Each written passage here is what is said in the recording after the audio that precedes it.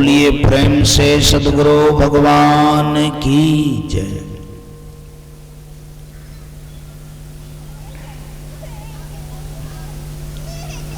चार प्रकार के पशु का सद्गुरु भगवान वर्णन किए हैं कबीर मानसूर ग्रंथ में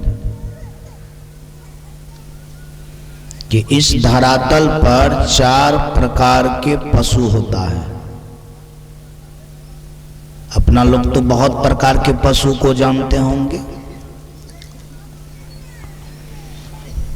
जैसे गाय बैल भी पशु के श्रेणी में आता है, भैंस भी पशु के श्रेणी में आता है, सियार हुरार सब पशु के ही श्रेणी में आता है। इस प्रकार से तो पशु का संख्या बहुत ज्यादा हो जाएगा, लेकिन कबीर मानसूर में चार ही प्रकार के पशु का वर्णन आया है। नाम दिया है उसमें नर पशु,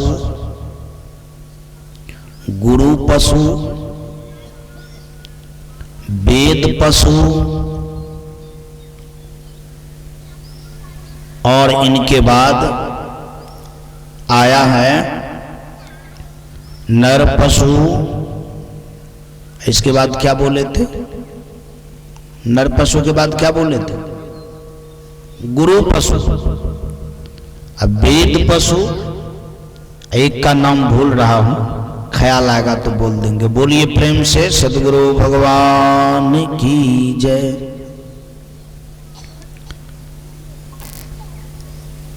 सबसे बड़ी बात यह है इस पशु का वर्णन क्यों किए, सबसे पहले इस बातों पर हम सब लोग ध्यान दें। अब जो प्रकृति के अनुसार पशु बनकर के आया है वो तो प्राकृतिक नेचर से पशु है, वो तो पशु ही है। लेकिन जो पशु बन करके नहीं आया है तब पशु है, तो ये तो बड़ा खतरा का विषय है। नहीं समझे बात? मान लिया जाए आए हैं हम लोग कुछ बन करके, अब बन गए पशु। इसीलिए कबीर साहब की नजर में जो प्राकृतिक पशु है उस पशु का, चिड़िया का, वो क्या करेंगे उसको तो हम सब लोग देख ही रहे हैं। लेकिन हकीकत बात है कि जो मानव शरीर धारण करके आया है तब उसमें पशुवत व्यवहार है। तो ऐसे जन के लिए कबीर मानसूर में बात आई है कि ऐसे पशु में कितने प्रकार के पशु होता है? चार प्रकार के। पहला है नर पशु, हाँ। चौथा में होता है स्त्री पशु। बोलिए प्रेम से सद्गुरु भगवान की जय। याद आ गई बात? तो सुनने में थोड़ा खर्चन टाइप का लगेगा, अच्छा तो नहीं लगेगा, लेकिन बात कबीर मानसूर का है। संत सम्राट सद्गुरु कबीर साहब का ये कथन है, इसीलिए इस बात को सुनना चाहिए।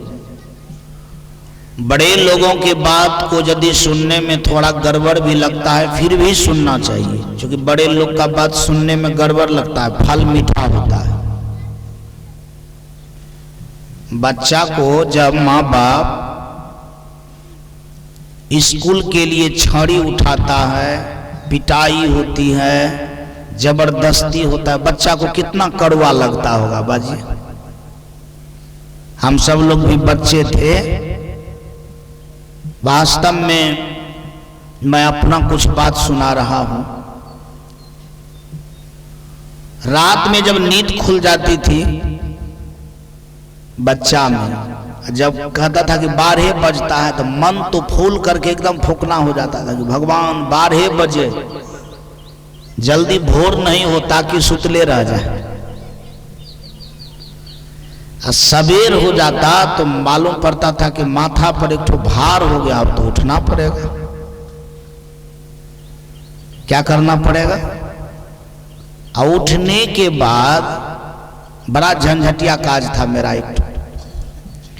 उठने के बाद दादाजी मेरा लगा ही रहता था पीछा में बस उठे तुरंत मुंह हाथ धो चलो दरवाजे पर। अब दादाजी का ही काम था स्लेट पेंसिल किताब को लाना बोरा बिछाना, हमको भेज देते थे तुरंत मुंह हाथ धोने के लिए। फटाक आकर के बैठो, 9 बजे तक बैठाते ही रहते थे, 9 बजे तक पढ़ना पड़ता था। और समझ में आ रही है? कृपा दादाजी का इतना बढ़िया था कि जिन समय में बच्चा बोलना सीखता है उन समय में मनोहर पोथी पढ़ना मुझे सिखा दिया। बात समझ में आई? स्कूल हम नहीं जाते थे लेकिन सब किताब हमको सिखा दिया पढ़ने के लिए। स्कूल जाने लगे तो हमारे दादाजी प्रत्येक दिन रामायण पढ़ते थे। तो समझिए कि एक क्लास में जब जाने लगे तो रामायण का हम सब कुछ पढ़ा करते थे। चौपाई कैसे पढ़ा जाता है, छंद कैसे पढ़ा जाता है, सरोठा कैसे पढ़ा जाता है, दोहा कैसे पढ़ा जाता है। बात सुन में आ रही? सब एकदम बढ़िया। सुनने में तो कहते जब थे कि चलो जल्दी दरवाजे पर, चाहे ठंडी हो चाहे कुछ हो, उससे मतलब नहीं। 9 बजे तक उनके पास जी हाजिरी लगाना पड़ता था, इसके बाद ही कोनो उपाय है। तब उसके बाद आंगन में पिताजी लगल रहता था स्कूल भेजने की। बड़ा फेरा, मतलब रात जब 4 बज जाता था वो सुबह में, तो हमरा कपार में ये बात शुरू हो जाता था कि अब इतना सब कुछ भर दिन करना है। मनाते थे भगवान से कि रातें रहे, कहीं मनाने से रात रहे। समय से दिन होता है, समय से क्या होता है, रात होता है। तो बड़े आदमी का बात तो सुनने में थोड़ा गड़बड़ लगता है, लेकिन फल उसका क्या होता है, बाजू से बाद में मीठा होता है। बड़े लोग से पूछिएगा तो क्या होता है, मीठा होता है। इसीलिए बड़े आदमी के बात को रखना चाहिए, सदगुरु भगवान के बात को सुनना चाहिए, समझना चाहिए। नर पशु कहते हैं उसे जो मानव होकर के पशु के तरह ही जीता है।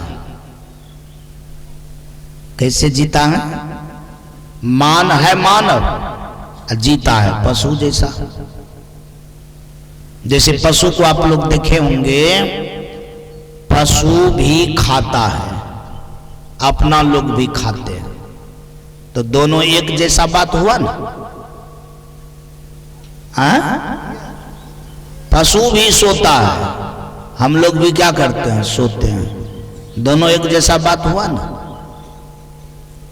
पशु को भी बाल बच्चा होता है, अपना लोग को भी बाल बच्चा हुआ, दोनों बात एक जैसा हुआ ना।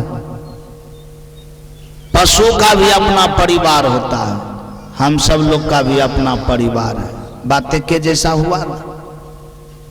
इतना ही नहीं, कुछ पशु ऐसा है जो कमाता भी है, चाहे चोरी करके कमावे चाहे जैसे कमावे। उदाहरण में मूसा है, मूसा शीश काट करके अपना घर में बैलेंस रखता है ना कि आज रखेंगे तो कल खाएंगे। बाजू, अरे अपना लोग के पास में लोहा का कोठी है तो लोहा के कोठी में रखते हैं। उनके पास तो कोनो टका नहीं है सो लोहा का कोठी खरीदेगा, टका रहता तो खरीद लेता। खरीदता कि नहीं खरीदता? लेकिन वो बिले में रखता है, बढ़िया से रखता है ना, काम तो एक हुआ ना। अपना लोग भी घर बनाते हैं, पशु पक्षी भी क्या करता है, घर बनाता है। अपना लोग के भी घर नहीं चूता है तो पक्षियों का घर इतना बढ़िया रहता है कि वो भी चूता नहीं है। तो अभी अपना लोग सुन रहे थे पशु पक्षी को भी घर होता है तो अपना लोग को भी क्या, ये सब तो सामान्य बात हुआ। अपना लोग भी स्नान करते हैं तो पक्षियों स्नान करता है, सब लोग देखे होंगे। वो भी नदी नाला पानी जहां मिलता है क्या करता है, स्नान करता है। अपना लोग को भी मोह ममता है बाल बच्चा पर, तो सुअर अगर जन्म देती है बच्चा को, अगर बिहार में जन्म दे दिया क्या मजाल है उस किसान को कि वो सूअर को घर ले आएगा। सूअर का इतना ख्याल बच्चा पर रहता है कि जहां बच्चा है, चाहे ठंडी हो चाहे वो भर रात 2-4 दिन वहीं रहेगा। कोई आदमी अगर बच्चा के पास चला जाए तो सूअर उसका पेट नहीं भांग दे तो फिर नाम कौन चीज का। बोलिए प्रेम से सदगुरु भगवान की। इतना मतलब बच्चा से प्रेम रहता है। हम लोग पढ़ने के लिए जाते थे बच्चा में, तो एक सूअर बच्चा दे दिया था। ये ठंडिये के महीना, कसाल सब ने होता है, कसाल उसी बीच में और उसी होकर के रास्ता था। सूअर जो है बच्चा को देख रहा है थोड़ा अंदर में जाकर के, सूअर वाला उसी आसपास में घूम रहा था। तो हम लोग पूछे कि इसको काहे न ले जाते हैं। कहा 2-3 दिन से है, ये और रहेगा। जब तक इसका बच्चा दौड़ेगा नहीं, चलेगा नहीं, तब तक सुअरनी भी वहां से उसको छोड़ेगी नहीं। बोलिए प्रेम से सदगुरु भगवान की। तो मोह ममता देखिए कितना है कि बच्चे के लिए एक दूसरे को क्या करेगा, पेट भांग देगा। ये काम अपना लोग का भी है, ये काम पशु का भी है। इतना ही काम मनुष्य करते रह गया, दुनियादारी में रह गया, इसके अलावे कुछ नहीं सोचा। कबीर साहब उसको बोले हैं नर पशु। कौन पशु बोले हैं बाजू सब? नर पशु मन है वो आदमी, लेकिन वो आदमी नर मन आदमी होता है, नर मन का वो नर तो है लेकिन है वो पशु। इस बात को साखी में संत सम्राट सदगुरु कबीर भगवान ऐसे बोले हैं, मानुष तन ओढ़ के घूमत फिरत है बैल। कि तन तो है मनुष्य का, तन किसका है? गुण भरा है बैल का। तब इसका मतलब है कि मनुष्य का तने केवल ओढ़ा हुआ है। जैसे चादर कितनों ओढ़ ले, भीतर में तो शरीर न है सबका, चादर सबका सब रंग का है, लेकिन अंदर में सबको क्या है, शरीर तो है। चादर किसी का उजला है, किसी का काला है, किसी का लाल है, किसी का चित कपड़ा है, लेकिन भीतर में सबको क्या है, शरीर है। उसी तरह से मनुष्य का तन तो मिल गया, लेकिन है वो क्या, बाजू सब आदमी पशु। तब कहा कि नर होकर के जब वो पशु है तब भगवान को भी चिंता हो जाता है, बेकार एकरा आदमी बना दे लो, या आदमियों बना करके कोई फायदा। अब जैसे भगवान मान लिया जाए आप ही लोग कुछ करते हैं तो फायदे के लिए न करते हैं, कोनो चीज करते हैं फायदा नहीं होता है तो महसूस होता है कि ये चीज बेकार कर दी, इससे अच्छा नहीं है करते हैं तो बढ़िया रहता। दुकानें दौड़ी करते हैं और नफा नहीं होता है तो सोचते हैं कि इससे तो बढ़िया टके रहता तो रखा रहता, ये सामान बदल लिए हैं खराब हो जाएगा, ये तो मूल्य क्या हो जाएगा, गड़बड़ा जाएगा। तो भगवान को भी मतलब मनुष्य का तन दे करके क्या होता है, उनको पाश्चाताप होता है कि बेकार कर दिए। क्या कर दिए? इसीलिए उसको कहा गया है नर पशु।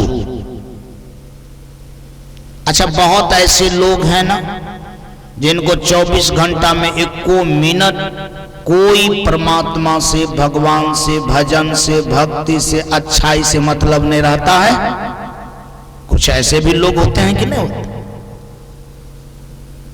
हर दिन अपना खाया पिया बस, दिन बिताए खाए के, रात बिताए सोए।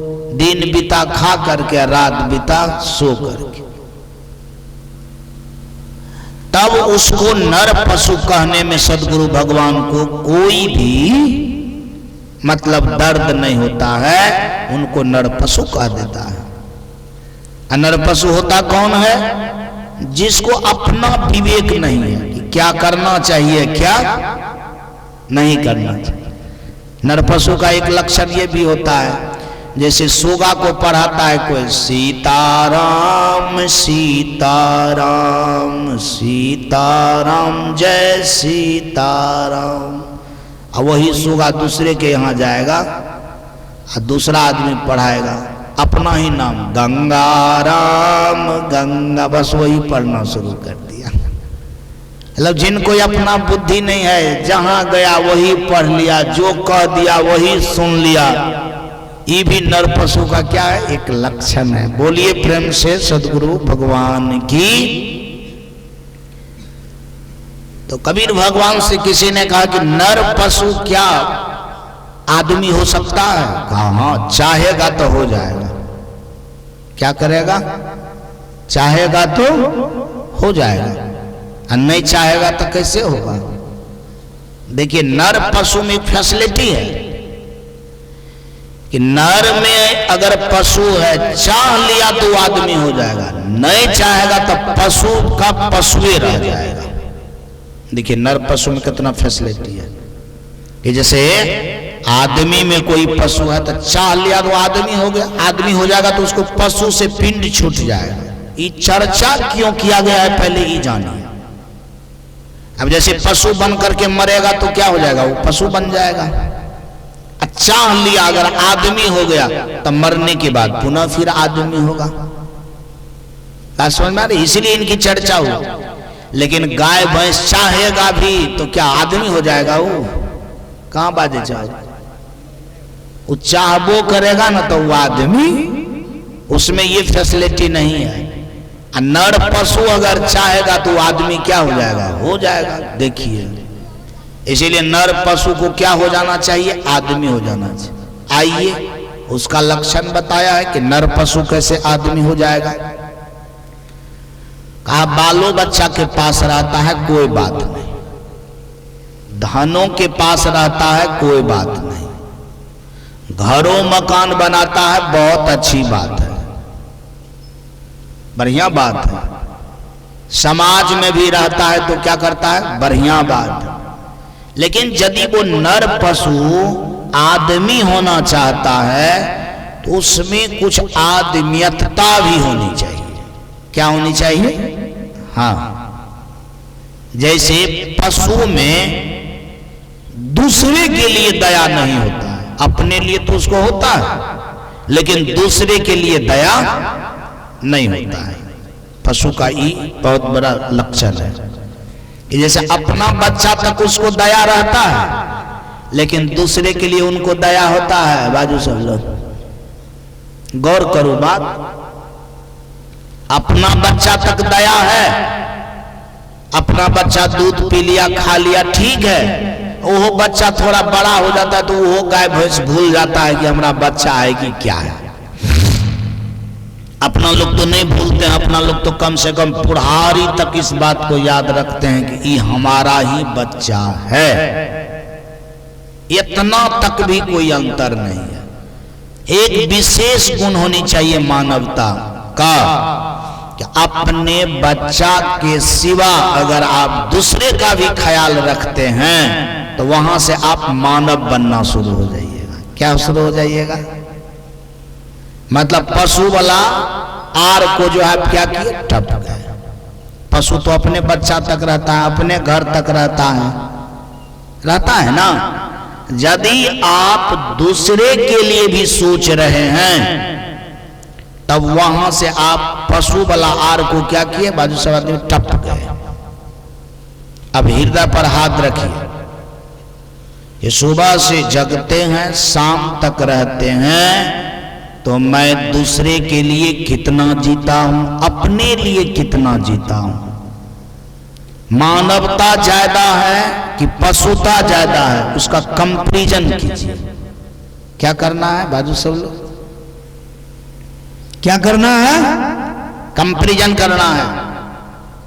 ये पशुता की तरह जीना ठीक बात है लेकिन कुछ मानवता को भी क्या करना है? बढ़ाना है। मानव का क्या काम है? एक दूसरे के लिए भी जीना। हम दूसरे के लिए आज क्या सोचे, दूसरे के लिए आज क्या किए, और सब भी चीज बढ़िया हो, इसके लिए हम क्या किए? बात समझ में आ रही है? क्या ये चीज पर विचार आदमी को नहीं करना चाहिए? लेकिन नहीं के बराबर। आज जो ये संसार चल रहा है, हम लोग जितना फोड़ फीट हों, जानते हैं किसके बदौलत? मानवता के बदौलत। इस चादर में अपना लोग का कोई लागत है? ये चादर जो मशीन बनाया है, वो मशीन बनाने में अपना लोग का कोई लागत है? बाजू सब आदमी। लेकिन जो आदमी कपड़ा बिनने वाला मशीन बनाया होगा और सोचा होगा कि कपड़ा यदि बुना जाएगा ना तो सब आदमी कपड़ा पिन्हेगा, ये मानवता वाला सोच हुआ कि खाली पेटे वाला सोच हुआ? अगर वो मानव नहीं रहता तो ये जो बैठल हैं सुटक सुटक करके कपड़ा में, ये सुख अपना लोग को मिलता? कहां बोल रहे हैं? इसका मतलब है कि वो आदमी जो इसमें दिमाग लगाया होगा, ये दिमाग कहां के दिमाग है? पशुता का नहीं है। किसका है? दिमागी का है, मतलब मानवता का है।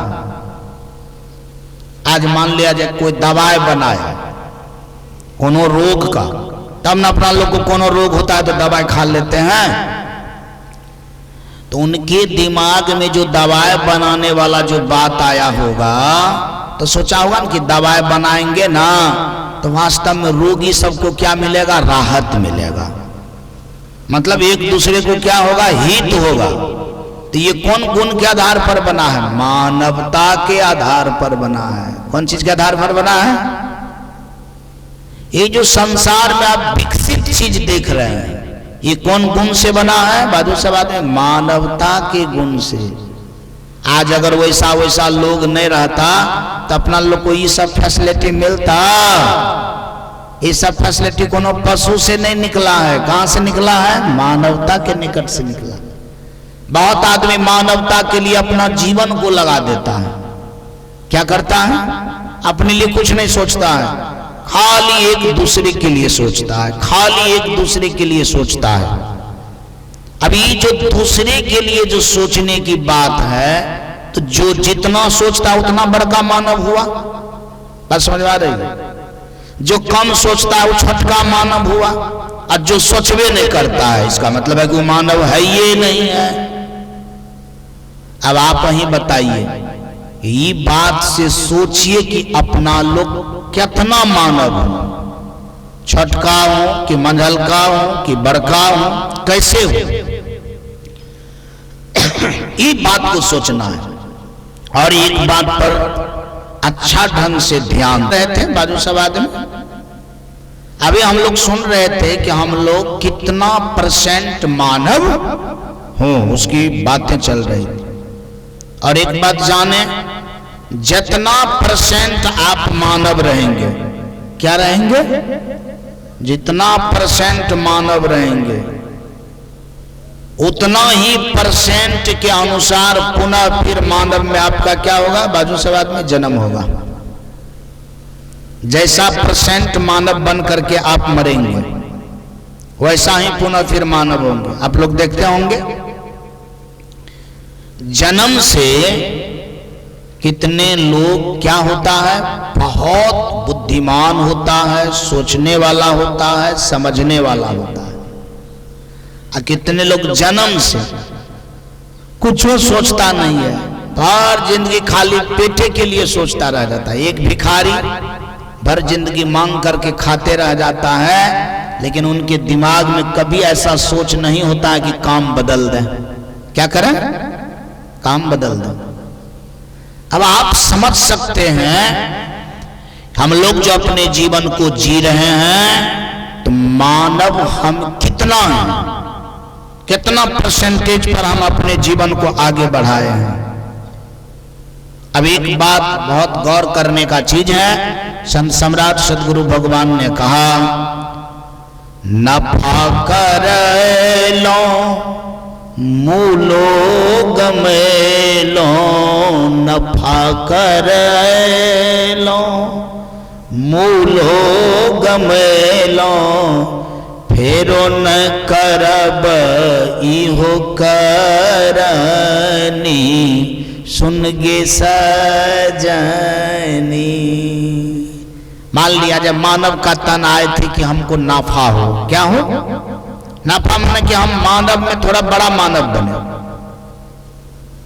हम क्या बने? अच्छा मानव बने। हमारा जो है पशु वाला आर टपिए नहीं पाया, हम पशुए के मिलानी रह गए, तो नफा हुआ कि मूल्य खत्म हो गया बाजू सब आदमी। अब मानवता में हम नहीं टप पाए, इधरे दम हुक दिए। अब मर करके फिर मानव का तन नहीं मिल करके घोड़े गधा का तन मिल गया। तो आए थे अच्छा मानव बनने के लिए, बन गए पुनः फिर घोड़े गधा, तब तो फिर मतलब मूल भी चला गया। आए थे नाफा करने के लिए, हमारा मूल भी क्या हो गया? खत्म हो गया। अब थोड़ा दिमाग लगाइए तो संसार में बहुत ऐसा मानव है ना जो अपना मूल को भी क्या कर रहा है बाजू सब आदमी? गमा रहा है। चलिए पशु से एक बार आदमी का तुलना कर लें। कोई भी पशु है जो चोरी करता है बाजू सब लोग? हैं? कोई पशु है जो व्यभिचार करता है? अब कोई पशु है अब हिंसा करता तो उसका भोजन क्या कहते हैं उस लेवल का हो गया है, भगवान ने उनको उस तरह से भेजा है। अब जैसे मान लिया जाए जंगल में शेर मांस खाता है, जानवर को मार करके खाता है, तो कहा गया कि जानवर को जो खाता है तो बड़ा नियम से खाता है। अगर खाता नहीं तो जंगल विकास नहीं करता, क्योंकि जानवर का संख्या बहुत ज्यादा हो जाता, पौधा सबको खा जाता, तो जंगल विकास। तो बघवा तो खाता है तो जंगलों विकास करता है, थोड़ा फायदा भी होता है। जानवरों सब सीमित रहता है, आदमी खाता है कौन चीज सीमित करता है बाजू सब आदमी? अरे वो तो जंगल में रहता है, तो जंगल के जानवर को खा करके जंगल बचाता है, वहां का मेंटेन करता है। ये आदमी जो खाता ही क्या करता है? आप ही बताइए, जो पशु का गुण नहीं है उनसे भी गिरा हुआ गुण किसका है बाजू सब आदमी? आदमी का है। तो प्राकृतिक पशु से भी करगर पशु हो गया ना नर पशु बाजू सब आदमी? प्राकृतिक पशु से भी नर पशु क्या हो गया? करगर हो गया। इसीलिए नर पशु का गणना किया गया है कि नर पशु होने से बहुत खतरा है, बहुत हानि है। इसीलिए हम सब लोग नर पशु से क्या बन जाए? आदमी बन जाए। अपने ग्रेड को क्या करें? चेंज कर लें। मैं एक बात सुनाना चाहता हूं आप लोग से। इस धरती पर सब लोग काम करता है आगे बढ़ने के लिए, करता है ना? हम लोग खेती करते हैं, बिजनेस करते हैं, नौकरी करते हैं, काम करते हैं, क्या करने के लिए? आगे बढ़ने के लिए। अभी जो वार्तालाप हो रहा है ये वार्तालाप क्या करने के लिए कर रहे हैं? पीछा होने के लिए कर रहे हैं, हैं? ये भी तो आगे होने के लिए कर रहे हैं। तो आपको कैसा लग रहा है? अभी जो सुन रहे हैं समझ रहे हैं ये व्यवसाय नहीं है, ये बहुत बड़ा व्यवसाय है। ये व्यवसाय अच्छा होगा तब ये आपका और व्यवसाय क्या होगा? बढ़िया हो पाएगा। ये व्यवसाय नहीं रहेगा तो अगला व्यवसाय भी क्या हो जाएगा बाजू से बात खत्म। उदाहरण मैं देता हूं, आदमी में आदमी रहिएगा तब ना जमीन खरीदिएगा कि मकान बनाइएगा कि कोनो चीज बनिएगा। यदि आदमी ने बन पाए तो लोग कहते हैं कि पूंजी रहेगा तब ना आप घर बनाइए कि दुकान कीजिए कि पढ़िए लिखिए। यदि पूंजी नहीं रहा तब तब तो कुछ नहीं कर पाइएगा। तो संसार में सबसे बड़ा पूंजी क्या है? मानव का तन। सबसे बड़ा पूंजी क्या है? मानव का तन। मानव का तन है तो सब कुछ है, मानव का तन नहीं है तो कुछ भी नहीं है। आपके पास आज 100 बीघा खेत का कबाला है। आपके पास कितना कबाला है? 100 बीघा खेत का कबाला। बढ़िया बात है। तो शरीर रहेगा तभी न बेच पाइएगा कि कहीं ले पाइएगा। और शरीर नहीं रहेगा, कबाला आपके ही नाम से है, तो आप क्या कीजिएगा? आपके ही नाम से कबाला है, लेकिन खाली शरीर नहीं है, क्या कीजिएगा आप?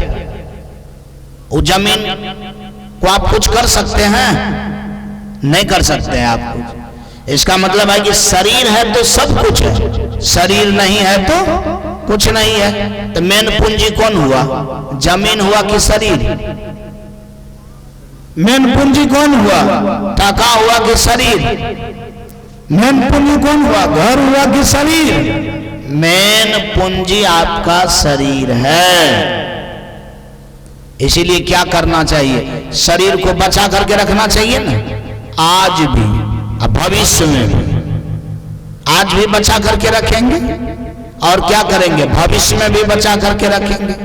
तब भविष्य में बचाने के लिए अपना लोग को ध्यान देना पड़ेगा कि नर पशु से क्या होना पड़ेगा? आदमी। नर पशु से क्या होना पड़ेगा? आदमी। नर पशु से अगर आदमी हो गए तो भविष्य में आपका शरीर क्या होगा? बाजू सब आदमी बच जाएगा। इसी बात को बड़ा सुंदर ढंग से कहा, 5 पहर तू काम कियो, 3 पहर रहियो सोई,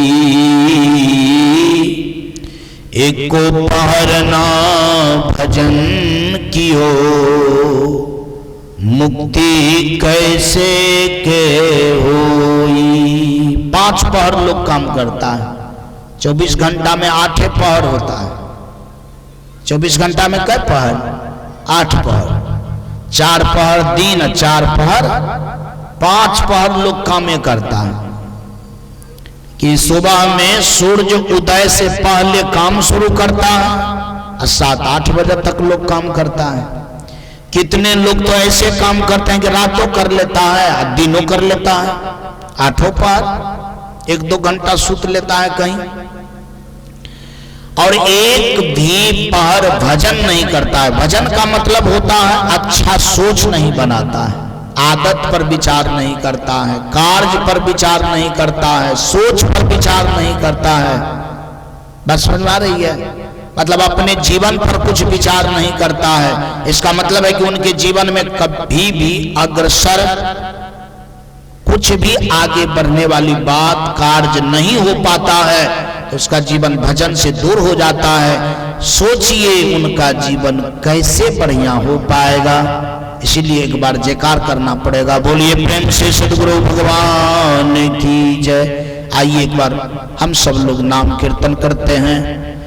सत्य नाम भजो, सत्य नाम भजो, सत्य नाम भजो, सत्य नाम भजो, सत्य नाम भजो, सत्य नाम भजो, सत्य नाम भजो, सत्य नाम भजो, सत्य नाम भजो, सत्य नाम भजो, सत्य नाम भजो, सत्य नाम भजो, गुरु नाम भजो, प्रभु नाम भजो, गुरु नाम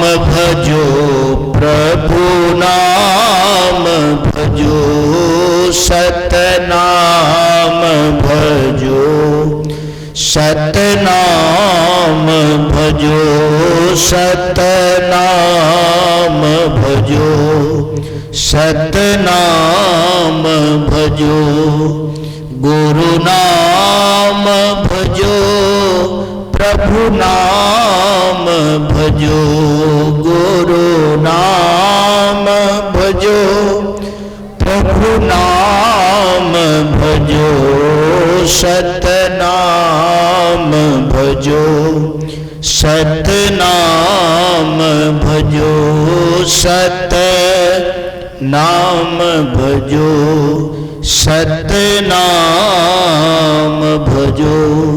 बोलिए प्रेम से सद्गुरु भगवान की जय। मैं नर पशु पर चर्चा किया, अब आइए थोड़ा गुरु पशु पर चर्चा करते हैं। एक होता है गुरु पशु। गुरु में ऐसे गुरु होते हैं जो केवल शिष्य ही बनाने का केवल काम करते हैं। उनका सोच रहता है कि जितना शिष्य हो जाएगा ना तो उस हिसाब से मेरा इनकम बढ़ेगा। क्या बढ़ेगा? हाँ, इनकम बढ़ेगा। ज्यादा शिष्य रहेगा तो उस हिसाब से मेरा पूछ होगा, और उस हिसाब से मेरा क्या होगा? बाजू समाज में इनकम बढ़ेगा और मेरा जीवन अच्छा से चलेगा। ये पर्पस से गुरुवाई करते हैं। कहा ऐसे पर्पस से गुरुवाई करने वाले बड़ा खतरा में जाता है। वो समझिए गुरु पशु है। सोच समझ करके विचार करके शिष्य को नहीं बनाता है। गुरु शिष्य का संबंध उद्धार के लिए होता है। कौन चीज के लिए होता है? उद्धार के लिए। नाव कौन चीज के लिए होता है? बाजू सवाल पार करने के लिए, इस पार से उस पार करने के लिए। गुरु होता है प्राणी को भव सागर से क्या करने के लिए? बचाने के लिए। यही उनका मूल उद्देश्य होना चाहिए। लेकिन उद्देश्य क्या हो जाता है? पार हो चाहे नहीं हो, उससे कोई मतलब नहीं है। मतलब है कि शिष्य रहेगा ना तो वास्तव में सब ठाठ बाट मेरा क्या होगा? अच्छा से चलेगा। एक बार बोलना पड़ेगा। बोलिए प्रेम से सद्गुरु भगवान की जय। ऐसे गुरु के विषय में बहुत सुंदर ढंग से बात आई। कहा एक बार महात्मा बुद्ध के साथ में एक शिष्य था। उनका उस शिष्य का नाम था आनंद जी। क्या नाम? आनंद जी। अब वही गुरु के आगे से एक तो कुत्ता निकला। वो कुत्ता के कनपट्टी में घाव था। नहीं देखते हैं कुत्ता सबके कनपट्टी ये खा जाता है आधा, ये के अंक रहता है, एक आंख सब खा गया तो यो घूमता है, वो ब्लड निकलते रहता है। और वो जब किधरो जाता है तो कोई दरवाजे पर उसको टपने के लिए नहीं देता है। कितनो ठंडी हो, कितनो हो वर्षा हो, ये बच्चा क्यों रो रहा है? उसको दीजिए, दूध दीजिए, चॉकलेट दीजिए, के चियाओ। अच्छा कोई बात नहीं, बच्चा बच्चा है। एक बार बोलिए प्रेम से सद्गुरु भगवान की जय।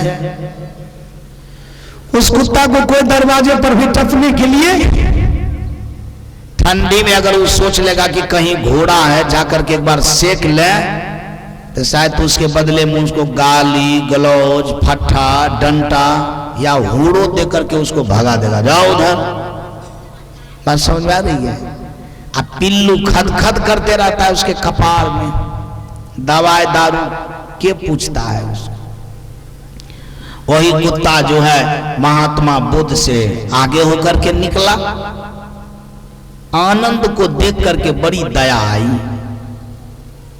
आनंद ने कहा कि गुरुवर, ये जो कुत्ता अभी गया है, घवा कुत्ता जिनको हजारों हजार लाखों लाख पिलवा खा रहा है, ये कौन कर्म किया है सो इनका हाल ही हो गया है। सब आदमी बैठ जाओ, सब चीज रख दियो, बैसो फटाक से ना।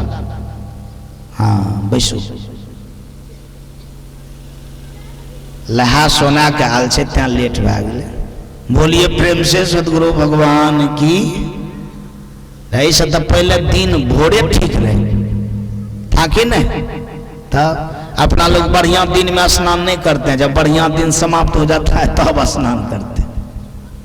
4 बजे स्नान कीजिएगा तो ठंडी कम लगती है, और ज्यों ज्यों मतलब ये सूर्य उदय होने वाला होगा त्यों त्यों जो है ना ठंडी, कल का भी पानी क्या होने लगता है? ठंडाने लगता है।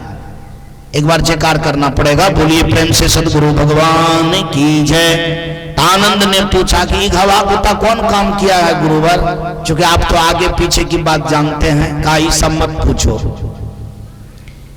सब कुछ जानना कोई जरूरी नहीं है। क्योंकि अच्छे जो लोग होते हैं कुछ बात को क्या करता है, गुप्त रखता है। क्या रखता है? लेकिन धोन मचा दिया, नहीं गुरुदेव कहिए अभी कोई नहीं है, अकेले आप हैं, अकेले हम हैं, हमरा जानने की बहुत इच्छा है। कहा लो अगर जानने की इच्छा है तो मैं बतला देता।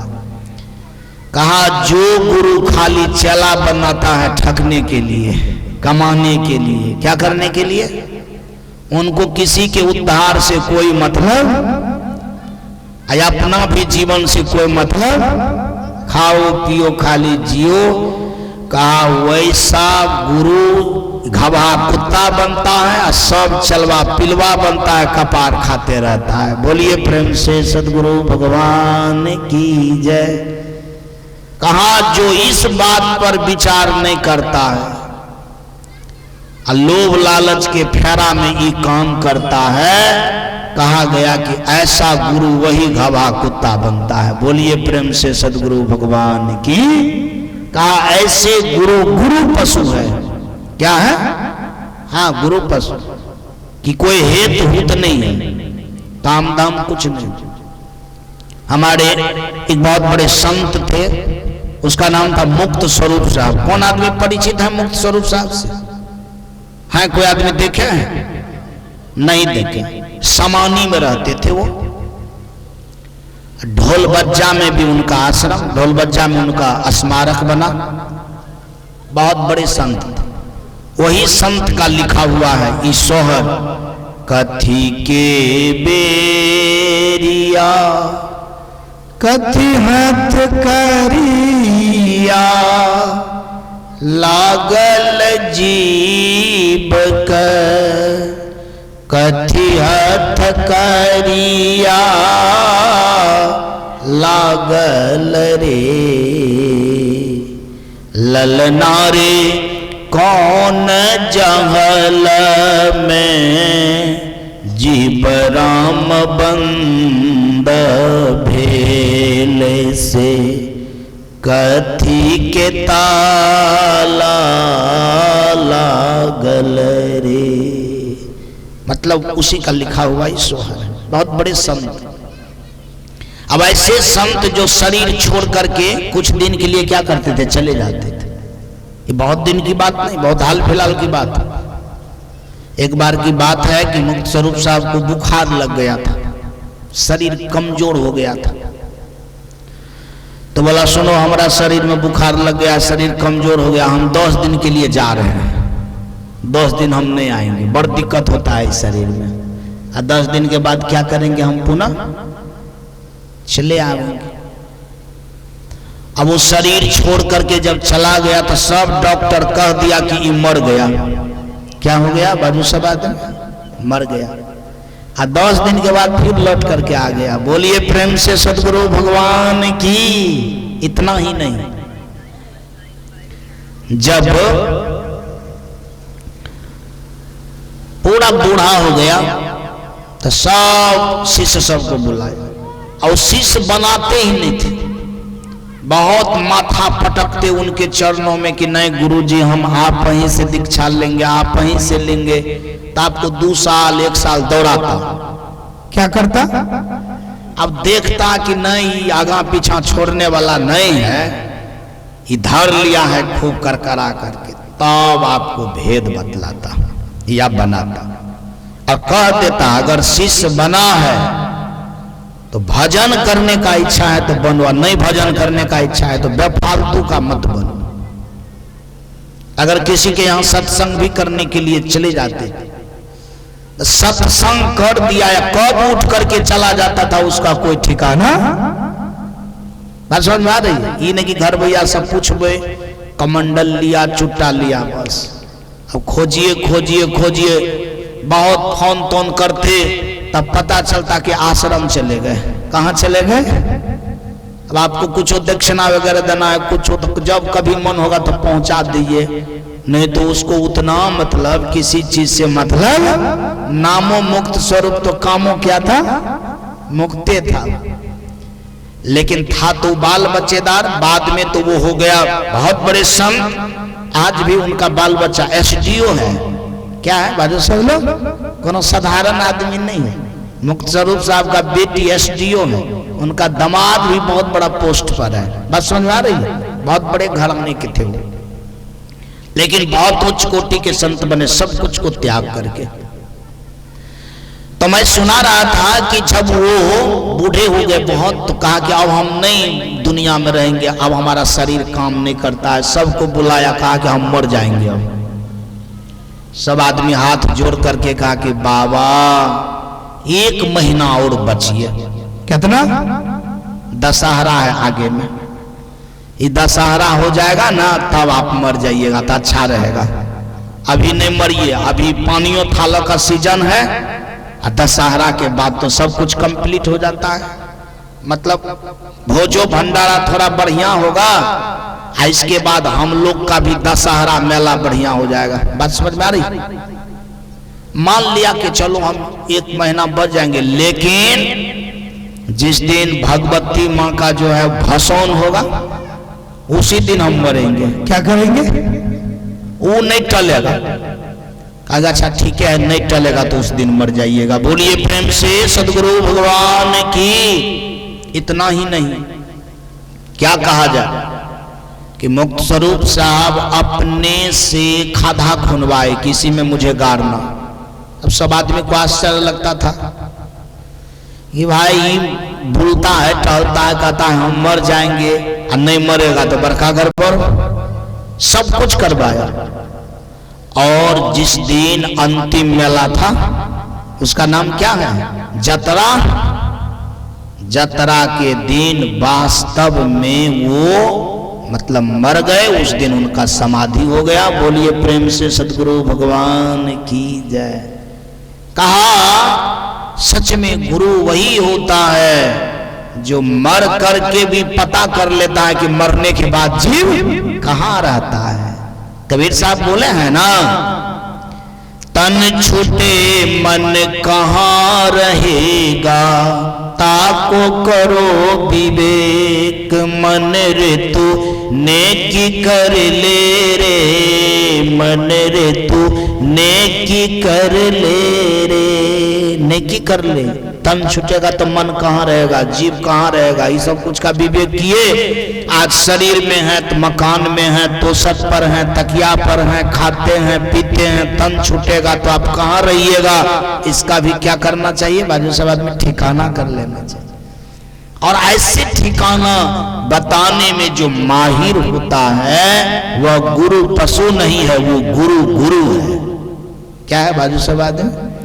जो अपना भी ठिकाना जानता है और प्राणी को भी ठिकाना क्या करता है? बाजू सब आदमी बतला देता है।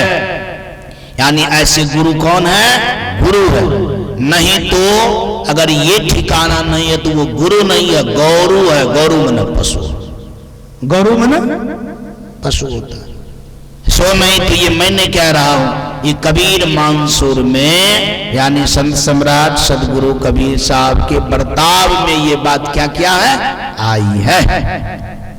तो गुरु पशु इस तरह से होता है। इसीलिए कहा गया है कि संसार में गुरु शिष्य का जो संबंध होता है बड़ा उच्च संबंध होता है, पार घाट लगाने वाला संबंध होता है। और यह संबंध कोई साधारण संबंध नहीं है, इसीलिए इस संबंध को बड़ा देखा सुनी से करना चाहिए।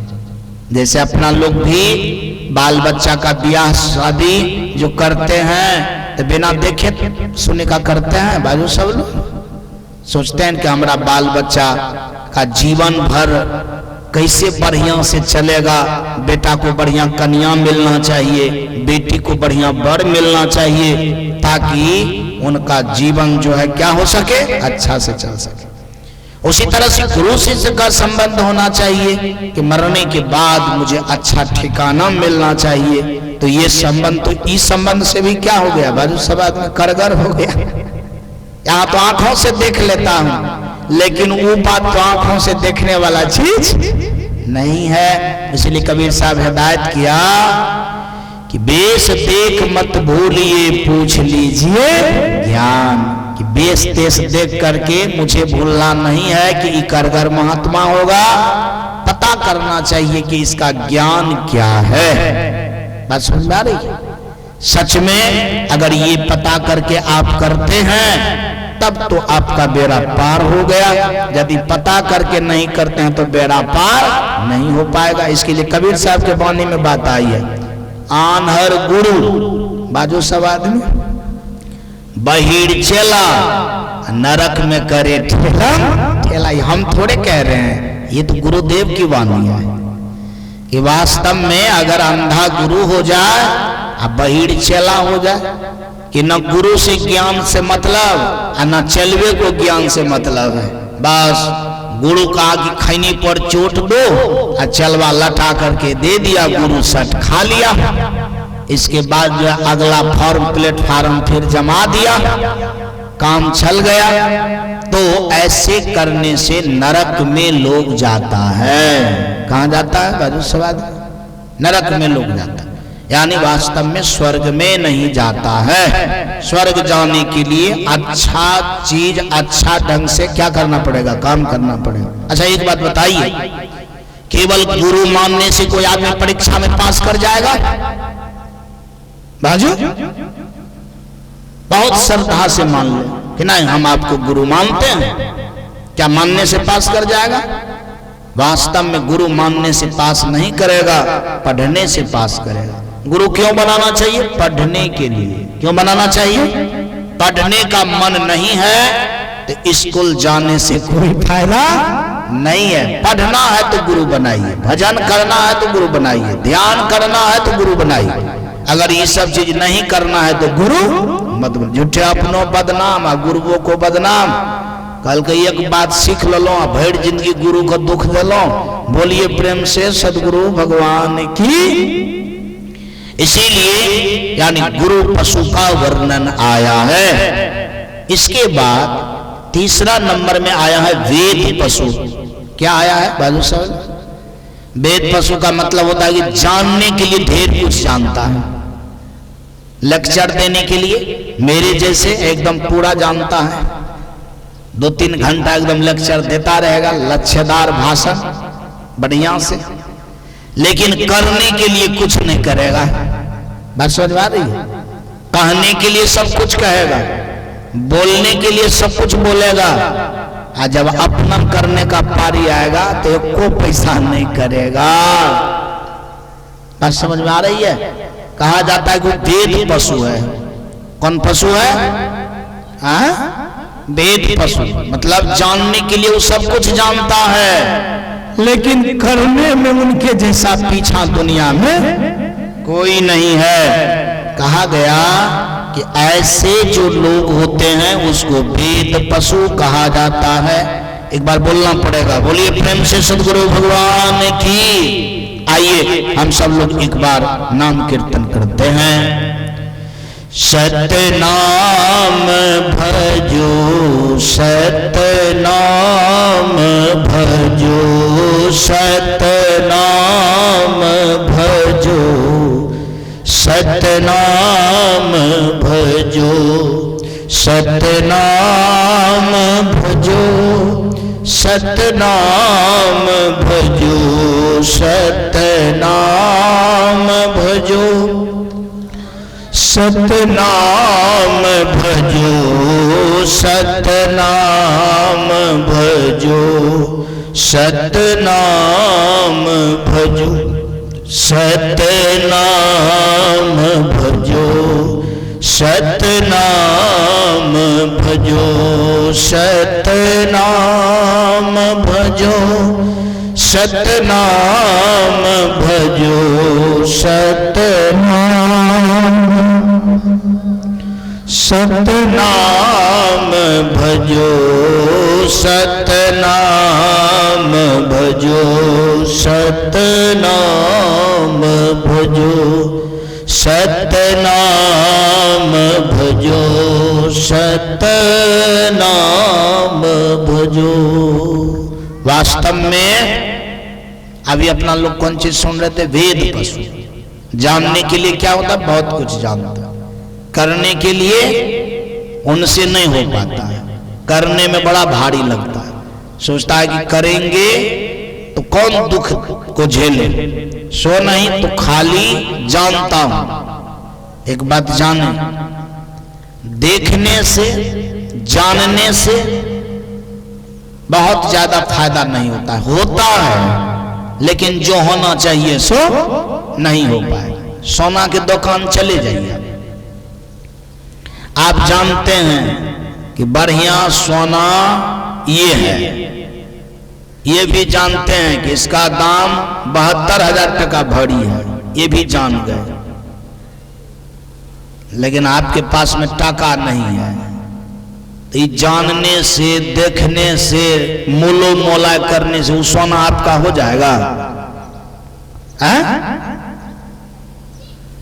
एक दिन नहीं, आप 365 दिन जानिए। क्या कीजिए? 365 दिन जानिए, 365 दिन मोल मोलाई कीजिए, और जेब में टका नहीं रहेगा, सोना होगा? कहा उसी तरह से शास्त्र के बाद कितनों जानिए, लेकिन उनका दाम चुकता नहीं कीजिएगा तो वो आपका कहां बाजे नहीं होगा। कोनो चीज प्राप्त करने के लिए क्या करना पड़ेगा? दाम चुकता करना पड़ेगा। क्या करना पड़ेगा? जैसे सोना 72,000 टका दीजिए, एक भरी सोना पर आपका अधिकार हो जाएगा, फटाक से ना आपके जेब में चलाएगा। फिर उनको बेचिए, फिर 72,000 टका आपके झोला में आ जाएगा। फिर उनसे सोना लीजिए, मतलब हाँ आदान प्रदान होता रहेगा, लेकिन टका होना चाहिए। क्या होना चाहिए? उसी तरह से शास्त्र के ज्ञान के साथ साथ उनको क्या देना पड़ेगा तब वो चीज आएगा। इसके लिए क्या करना पड़ेगा? बाजू सब आदमी ख्याल करना पड़ेगा। सब कुछ को पाने के लिए कुछ न कुछ देना पड़ता है। क्या करना पड़ता है? क्या करना पड़ता है? देना पड़ता है। उदाहरण के लिए वस्तु खरीदते हैं तो रुपया देना पड़ता है, और गुण खरीदेंगे तो क्या देना पड़ेगा? सब आदमी बाजू। रामचंद्र बाबू सबसे पहले बाजते। वस्तु खरीदेंगे तो टका पैसा देना पड़ेगा, और गुण खरीदेंगे तो क्या देना पड़ेगा? बाजू। वास्तव में थोड़ा सा आप लोग दिमाग अप्लाई करते तो अच्छा ढंग से बोल पाते। गुण कदी लेना चाहते हैं तो अब गुण देना पड़ेगा। क्या देना पड़ेगा? क्या देना पड़ेगा? शास्त्र को अगर आप पाना चाहते हैं तो उसके लिए डोनेट में आपको क्या देना पड़ेगा? सब अवगुण देना पड़ेगा। लेकिन अवगुण देने में तो माथा चकरा जाता है। किसी से कह दीजिए 51 टका दाम कीजिए, फटाक दे देगा। बात समझ में आ रही है? 101 टका दाम कीजिए तुरंत। आप किसी से कह दीजिए खैनी दे दीजिए, बज्जरे खस जाएगा उसकी दिमाग में। और बेकार सत्संग में गए, बाबा जी कहता है खैनी छोड़ने के लिए, क्या कहता है? बात समझ में आ रही है? मतलब कपड़ा लत्ता टका पैसा दान करने में आदमी को सस्ता बुझाता है, लेकिन अवगुण दान करने में क्या लगता है? बाजू सब लोग। एक मांस मछली भी खाने वाले से कहिए 501 टका दीजिए, मेला लगता है भगवती माई के, या 22 तारीख को अष्टजाम है, 1100 टका दे देगा ना। और आदमी से कहिए है मांस मछली खाते हैं वही दे दीजिए, तो कहेगा 2200 टका हम दे सके, लेकिन ये नहीं दे पाएंगे। बात समझ आ रही है? तो 2200 टका के बदला 4400 दे दीजिए, लेकिन राम का गुण आप में नहीं ना पाएगा। राम अहिंसक है। राम क्या है? राम क्या है? अहिंसक है। अब एक बात आपसे पूछना चाहता हूं, आपसे तो बोले राम राम कितनों कहेंगे तो राम आएगा तब ना फायदा होगा। राम का मतलब होता है अहिंसा। राम का मतलब क्या होता है? बाजे छे को राम का मतलब क्या होता है? तो राम कहने से राम राम राम नहीं आएगा। लेकिन आप मांस मछली छोड़ दीजिएगा, अहिंसा वाला गुण आ जाएगा। तो राम के एक अंश आप में आ गया कि नहीं आ गया? रामों ने जीव को मारता था, तो आप में भी राम वाला गुण क्या हो गया? तुरंत आ गया। ये कहने के लिए, ये पाने के लिए आपको क्या देना पड़ा? राम को पाने के लिए क्या देना पड़ा आपको? अवगुण देना पड़ा। क्या देना पड़ा जी? यानी किसी को सताने वाला अवगुण दे दिए तो अहिंसा वाला गुण राम का क्या हो गया? आ गया। राम क्या बोलते थे? झूठ बोलता था कि सत्य बोलता था? बाजू सवाल। अब राम राम कहिए, झूठ बोलिए तो राम आएगा? अब राम को लाना चाहता है तो झूठ को दे दीजिए, सत्य आ जाएगा। क्या करना पड़ेगा? झूठ को क्या करना पड़ेगा? देना पड़ेगा। और सत्य उसके बदला में क्या हो जाएगा? आ जाएगा। बात समझ में आ रही है? देखिए, इसका मतलब है कि अगर आप वेद पशु नहीं बनना चाहते हैं, वेद पशु का मतलब होता है जानता सब कुछ है, सत्य बोलना चाहिए, हिंसा नहीं करना चाहिए, लेकिन कहता है सब कुछ करबे की, इहो सब करबे की। कते लिखल छे ई सब बात? तोरा कपार में लिखल छे। कते लिखल रहते? अरे कपार दिया है सोचने समझने के लिए ना, कि सब कुछ लिख ले रहेगा संसार में। आपका दिमाग कौन काम करता है? दिमागों से ना कुछ सोचिएगा। वेद पशु का मतलब होता है जो जानता है लेकिन करता नहीं, वेद पशु। और जो करता है वो ज्ञानी है। तब इसका मतलब है कि वो वेद पशु, वो ज्ञानी है, वो पंडित है, वो समझदार है। तब सत्य बोलना चाहिए। ये बात आप जान गए, क्या फायदा होगा? क्या फायदा होगा इनसे? आप जान के नहीं जानता है कि सत्य बोलना चाहिए, तब ना सब लोग कहता है बाबा जी की बाजते हम जानते छिए। बात तो सही है, जानने के लिए वो आज से नहीं जान रहा है, बहुत दिन से जानता है। लेकिन सबसे बड़ी बात है कि सत्य को पाया कैसे जाएगा, ई भेद नहीं जानता है। बात समझ में आ रही है? सब कुछ जानता है लेकिन असल का बात हो नहीं जानता था। असलिए नहीं जाना तो क्या जाना? अरे तूने सब कुछ जाना, घर तूने ले लिया, सब कुछ ले लिया, फलना चीज ले लिया, ताला जो नहीं खुलता है तो घुसेगा कैसे? हम एक बात पूछते हैं, 5,000 टका भाड़ा पर रूम ले लिए, 5,000 टका गिन दिए, अब 20 दिन ताला खुलबे नहीं किया, तो 20 दिन के टका तो बुर न गया आपका। बाजे छे बाजू सदगुरु देव की। अब देखिए, अब 20 दिन में नहीं खुला, 1 महीना में नहीं खुला, तो 5,000 टका का कोई मूल्य नहीं हुआ। इसके बाद आप भाड़ा पर लिए 5,000 गिने, फटाक रूम खुल गया, तब ना उसमें रहिएगा। तो जानने के लिए सत्य बोलना चाहिए। जानते हैं खुल्ला कहाँ, मिल्ला कहाँ? इसके लिए चाबी है, झूठ दीजिए, सत्य को क्या कीजिए भाई। ये अच्छा एक बात बताइए, ठीक है जमीन दान नहीं करना है, कोनो बात नहीं, टका पैसा दान नहीं करना है, कोनो बात नहीं, कपड़ा लत्ता दान नहीं कीजिए, कोनो बात नहीं, अन्न नहीं दान कीजिए, हम कमाइए का ख्याल है, हमरा नहीं अब कमी। बोलिए प्रेम से सदगुरु भगवान की। भगवान के कृपा से, गुरुदेव के कृपा से राहर के दाल, गेहूं और धान उतना हो जाता है जितना कि साल भर चल जाए। बेसी नहीं होता है तो कमी भी है साहब जी, तब राहरो भाई जाए, गेहूं हो जाता है, धान भी। लेकिन आप एक बात पर ख्याल कीजिए, गृहस्थ आश्रम का लोग अगर अवगुण दान कर दे तो क्या बिगड़ेगा उसका? बाजू आपका क्या बिगड़ जाएगा? मान लीजिए झूठ दे दीजिएगा, बेविचार दे दीजिएगा, हिंसा दे दीजिएगा, चोरी दे दीजिएगा, ये सब चीज अगर दे ही दीजिएगा तो आपका क्या बिगड़ेगा? बाजू सब घर खानदान तो सब रहबे करेगा, जमीन जायदाद तो सब रहबे करेगा, लेकिन आप इतना भी दान नहीं कर सकते हैं, तब आप क्या कर सकते हैं? बाजू सब मनासिब लगाइए।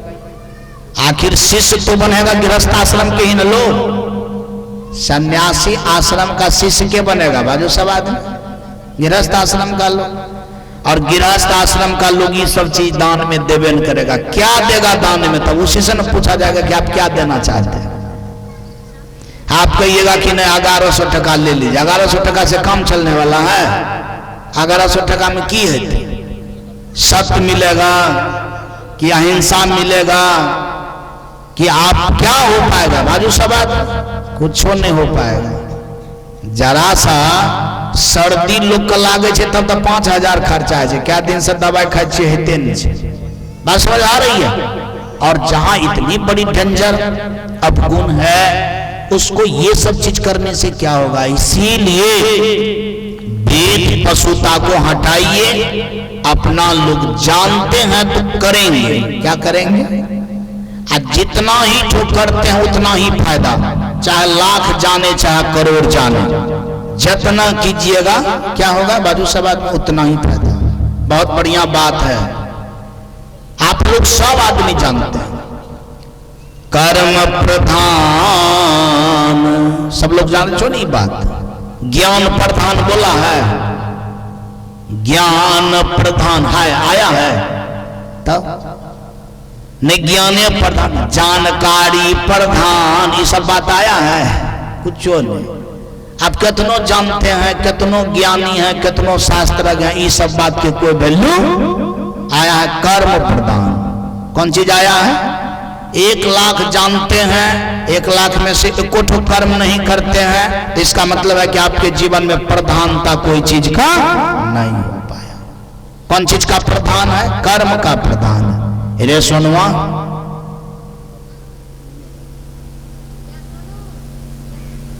भंगठावेल चले ला बुझाए छे, कने से चले ला हम दान पैसा और दाम धोकर जेते है। लो पैसा लो,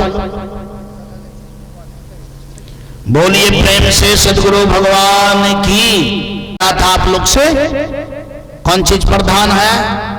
कर्म प्रधान। तब तो इसका मतलब है ना कि यदि कर्म नहीं है जानकारी में, तब वो जानकारी कौन चीज के समान है? पशु के समान है। कौन चीज के समान है बाजू सब आदमी?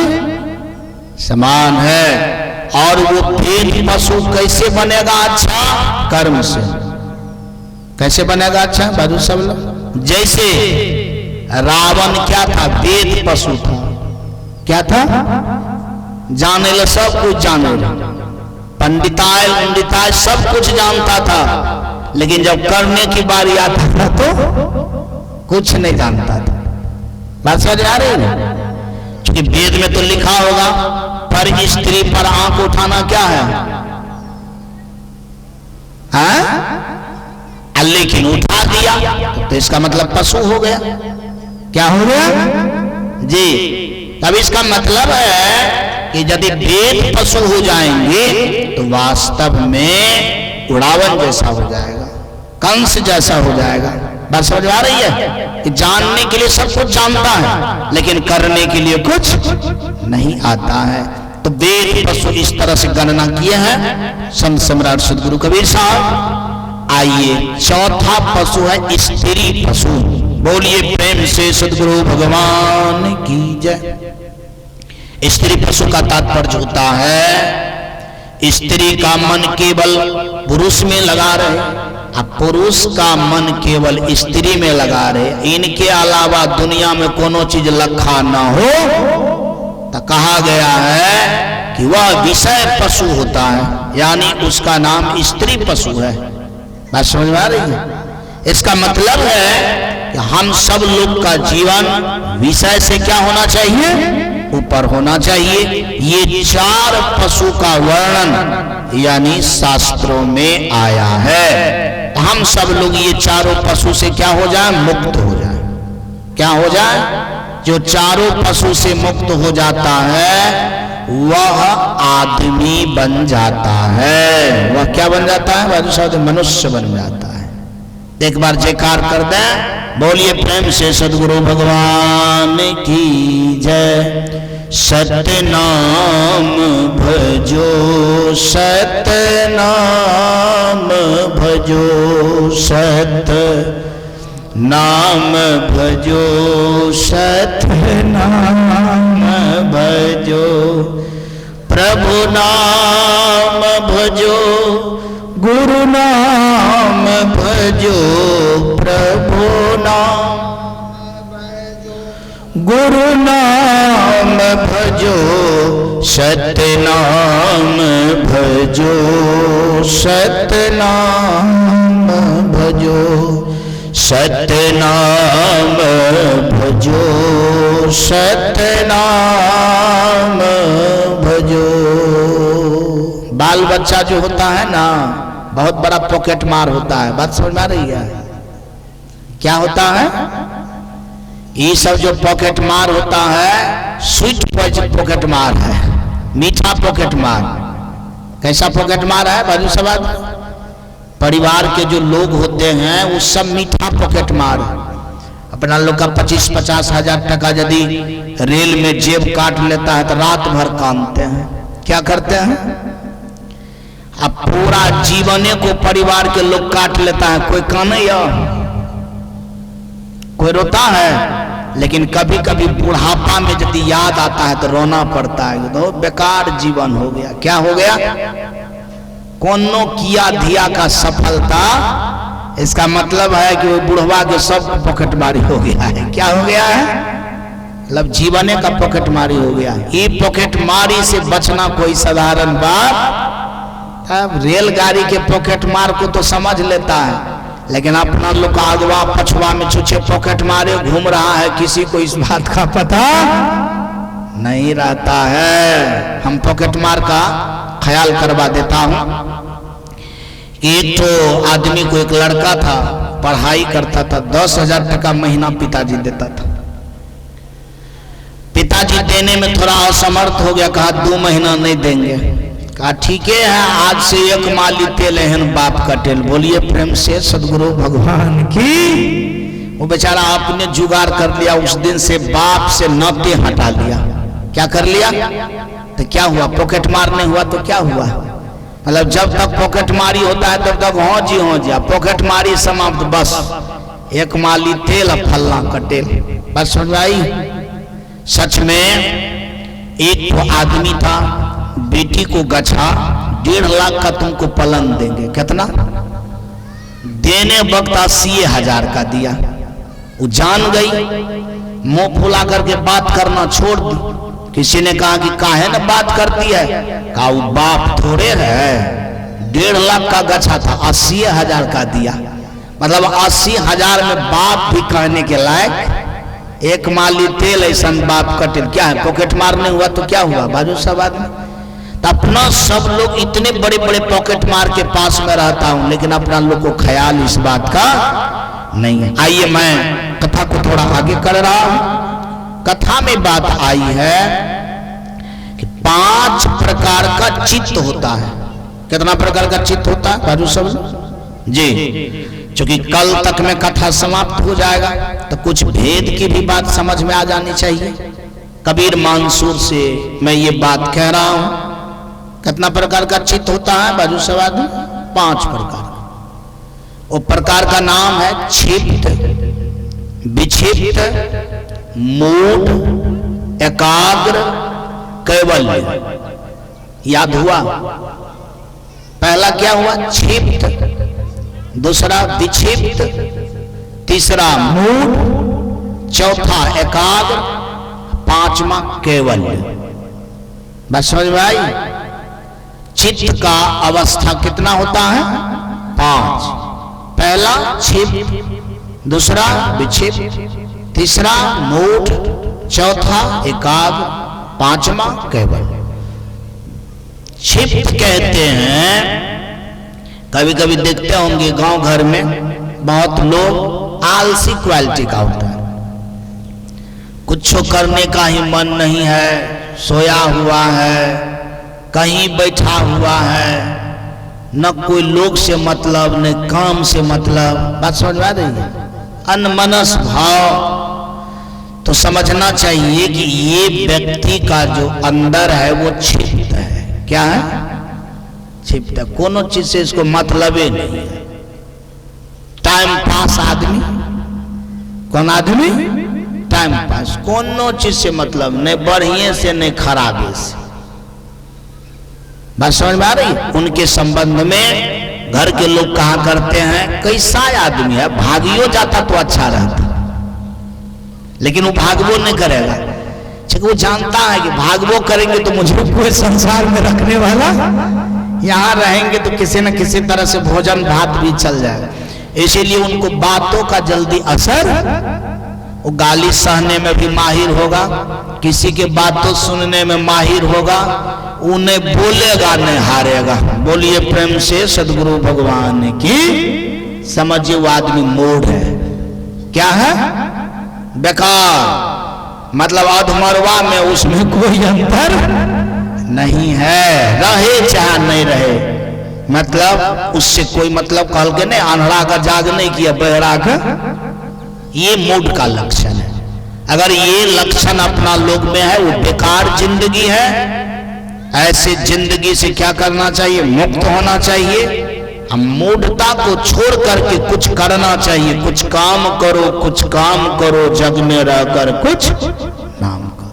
समय को व्यर्थ में खोना ठीक बात, या पढ़ना चाहिए, या काम करना चाहिए, या कोई काम संसार में आपको नहीं है। लेकिन संसार में काम की कमी नहीं है, काम की कमी काम नहीं है तो घरे आंगन को चकाचक साफ रखिए।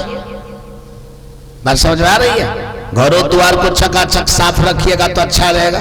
बढ़िया से कपड़े साफ कीजिए, बढ़िया से आप अपने शरीर के विषय में सोचिए, या काम धाम नहीं है तो सुबह शाम व्यायाम कीजिए। अगर काम नहीं है तो 10 आदमी से मिलिए जुलिए। अगर आपके पास बाड़ी झाड़ी है तो साग पतार लगाइए, और इसके बाद डेली साग पतार खाइए, मूड फ्रेश कीजिए। बोलिए प्रेम से सदगुरु भगवान की। बैठे रहना ठीक बात नहीं है, बैठ करके खाना, बैठ करके गपास्टिंग देना बिल्कुल गलत बात है। कहा जाता है कि शादी विवाह करके जो 50 साल तक टाइम पास करता है वो धरती पर का सबसे बड़का बेईमान है। क्या है बाजू सब लोग? जैसे ब्याह शादी करके 50 साल तक के उम्र में यदि वो बैठा रहता है, आलसी रहता है, काम में मन नहीं लगता है, तो धरती पर का वो सबसे बड़ा क्या है बाजू सब आदमी? बेईमान है। समझ में आ रही है? चूंकि बेईमान का मतलब ये नहीं होता कि खाली दूसरे का टका ले लीजिए नहीं दीजिए, खाली यही बेईमानी नहीं होता है। क्योंकि जब ये आप शादी करते हैं तो शादी करने का मतलब ये होता है कि आप जिसको लाए हैं वो अच्छा से रहे। बात समझ में आ रही है? ये सोचना इंसान का काम है। आप नहीं सोच पाए बढ़िया से, वो दुखी है तो बेईमान होगा। आपने बच्चा को जन्म दिए हैं तो बच्चा नहीं न कहा है आपको कि हमको जन्म दो। सब आदमी बाजे छे। एक कोटा के बाल बच्चा तोरा कहल कह कि हमरा जन्म दे। अपना धरखंड आप जन्म दिए हैं तो दिए हैं तो आप उसका मेंटेन बढ़िया से कीजिए, हाई लेवल, अच्छा से अच्छा पढ़ पाए, बढ़िया से बढ़िया ढंग से रह पाए। यदि ऐसा आप नहीं किए तो आप बेईमान हैं। इसके लिए आपको 24 घंटा काम करना है। क्या करना है? क्या करना है? तो जो आदमी मूड रहेगा वो आदमी से हो पाएगा? अब ब्याह तो सब आदमी करता है, चाहे काम करी चाहे नहीं करी, लेकिन हम ब्याह करबो करेंगे। अगर ब्याह करना चाहते हैं तो मूड वाला लक्षण को क्या करना है बाजू से आदमी छोड़ देना है। 24 घंटा 50 साल तक काम करना है। शादी करके 50 साल तक के उम्र में जो आदमी ताश खेलता है वो भी आदमी बहुत उत्पाती है। बात समझ में आ रही? इसका मतलब है कि बाल बच्चे के साथ, पत्नी के साथ वो क्या कर रहा है? बेमनस्यता कर रहा है। मतलब उतना काम करता तो बेनिफिट इसको होता, उतना वो ताश खेलता है तो काम गड़बड़ा रहा है। बात को समझ में आया? तो मूढ़ता को क्या करना चाहिए? हटा देना चाहिए। मूढ़ता व्यक्ति को जो है यानी वो मतलब सड़ा देता है, गला देता है, कोई काम का नहीं रखता है। इसीलिए हर्ष उल्लास के साथ व्यक्ति को सब काम करना चाहिए, चाहे खेत में मिले, चाहे ऑफिस में मिले, बस समझ आ रही, चाहे पढ़ाई लिखाई में हो, दक्षता प्राप्त कीजिए। एक बार बोल देना पड़ेगा, बोलिए प्रेम से सदगुरु भगवान की। एक बात और, जिनको कोनो काम नहीं, अच्छी किताब पढ़िए। अच्छा किताब पढ़िएगा ना तो बुद्धि बढ़िया हो जाएगा। क्या हो जाएगा? क्योंकि किताब पढ़िएगा तो बढ़िया बुद्धि होगा, तो मन नहीं हो रहेगा काम करने का, फिर भी आप क्या कीजिएगा? काम कीजिएगा। आइए, दूसरा नंबर होता है विक्षिप्त। विक्षिप्त का मतलब होता है गलत काम तो नहीं करता है, तो सही काम नहीं करता है, खाली बाप बाप में लगा रहता है, कितनी मुझे हो जाए। मैं समझा दे। विक्षिप्त का अर्थ होता है पागल। विक्षिप्त का अर्थ क्या होता है? पागल। ऐसे लोग जो होते हैं, वो जो होते हैं, वह रजोगुणी होता है। क्या होता है? रजोगुण। वो खाली इतना ही दिमाग लगाता है कि ये चीज हो जाए, ये चीज हो जाए, ये चीज हो जाए, ये चीज, इसके सिवा दुनिया में उनको कोनो चीज लखा, और रात दिन केवल हाय हाय में लगा रहता है। उसको विक्षिप्त कहा गया है। क्या कहा गया है? विक्षिप्त कहा गया। अब एक बगल हम आपसे बोले कामों कीजिए, एक बगल हम विक्षिप्त भी बोल रहे हैं। तो एक बात जाने, आप पाना चाह रहे हैं, उपयोग नहीं करना चाह रहे हैं। पहला दफे में बतलाया आपको, काम कीजिए लेकिन पत्नी और बेटा के लिए। किसके लिए? आप धन है, अब बेटा को पढ़ा नहीं रहे हैं। बात समझ आ रही है? धन है, अब बेटा को पढ़ा नहीं रहे, अब सोचते हैं कि धन कितना होगा, न बेटे को फायदा है, न आपको ही फायदा है, न पत्नियों को फायदा है, तो उसका नाम पागल है। उसका नाम क्या है? धन है तो बाल बच्चा में, पत्नी में, यज्ञ में लगाना चाहिए। यज्ञ का मतलब होता है अच्छा कामों में लगाना चाहिए। क्या लगाना चाहिए? जैसे रुपया है, बाल बच्चे को आप IAS बना दिए, डॉक्टर बना दिए, इंजीनियर बना दिए। बात समझ आ रही है? तो समझिए कि आप अच्छे कामों में लगाए है, नहीं लगाए, रखा रह गया, आपका समय उसमें चला जा रहा है, तो उसको विक्षिप्त कहा जाता है। क्या कहा जाता है? विक्षिप्त। पागल कोनो काम के लिए। जैसे पागल भर दिन काम करता है, भर दिन क्या करता है? पागल आदमी सोता नहीं है, नहीं सोएगा तो क्या करेगा? या तो चलेगा, या तो बोलेगा, या तो मारेगा, या तो ढाई लगाएगा। 24 घंटा अगर कोई काम करने वाला है तो वो पागल है। क्या है? थकता ही नहीं है, चाहे शरीर में खून रहे चाहे नहीं रहे, थकवे नहीं करेगा, थकान होता ही नहीं है, चलता ही रहता है। धारहारा नाम के गांव में एक आदमी पागल हो गया था। अब वो क्या करता था? राते रात किसी कुटुंब के यहाँ चला जाता था। समझा नहीं? कितना दूर है, राते रात। एक बार क्या हुआ, हमारे ननिहाल आ गया वो, और इसी समय में नहीं देखते हैं शीतलहरी, अब वो आ गया कै बजे? 4 बजे। बोरे हल्ला कर रहा है दरवाजे पर। हमारे मामा का नाम जानता था वो, मामा का नाम लेना शुरू किया। अब उठा, देखा ही पगला हुआ, अब वो पागल के शरीर पर तभी कोनो कपड़ा नहीं था, तो हमारे मामा के अंदर में थोड़ा सा दया आ गई, तो सोचा पुआल उवाल ज्यादा है, थोड़ा पुआल में आग लगा देते हैं, देह वगैरह क्या करेगा? सेक लेगा। क्या करेगा? सेक लेगा। लगा दिया, वो देह सेक लिया, देह उसका थोड़ा टनटना गया। बगल में वो चौकी था एक, बस समझ आ रही है? हल बैल वाला चौकी नहीं होता है देने वाला, आजकल तो बैल वगैरह वाला चौकी नहीं रहता है, ट्रैक्टरे दे देता है। नए बनेबे किया था, देह जो टन आया, चौकी लिया, चौकी लेकर के भाग गया। बोलिए प्रेम से सदगुरु भगवान की जय। हम मामा जी सोचे भाई रात भर भी चलाई, फिर ही चौकी लेकर के दिन भर चलेगा, कितना परेशान होगा। लेकिन मिलेगा उसको क्या? कहाँ बाजे चौक? कुछ मिला। उसी तरह से धन हो लेकिन पुत्र के हित में और पत्नी के हित में हो। बात समझ आ रही? सब आदमी को पता है धन का 3 गति। 1 नंबर गति है दान करो। 1 नंबर गति क्या है? दान का मतलब समझते हैं? दान का मतलब किसी के पॉकेट में दे दो, सो बात नहीं है। दान का मतलब होता है अच्छा स्कूल बनवाइए, बात समझ में आ रही है, अच्छा अस्पताल बनवाइए, या दान का मतलब होता है कि अच्छा सत्संगालय बनाइए, जिससे कि आदमी का क्या होगा, कल्याण होगा। जिससे क्या होगा बाजू सब आदमी कल्याण होगा। दान का तात्पर्य सोच, दान का मतलब ये नहीं होगा कि किसी के जेबी में दे दीजिए, वो बेचारा अपना उड़ा फुड़ा करके पेट भर लिया, ऐसा दान करने से कोई फायदा नहीं होगा। इसलिए एक बार जयकार करना पड़ेगा, बोलिए प्रेम से सदगुरु भगवान की। और याद रहे, दान समझ करके किसी को देना चाहिए। क्या अमुक आदमी को दान देंगे तो क्या करेगा, अगर अच्छा काम करने वाला है तो उनको दीजिए, अच्छा काम करने वाला नहीं है तो उसको मत दीजिए, नहीं तो टका का दुरुपयोग हो जाएगा। बस समझ में आ रही है।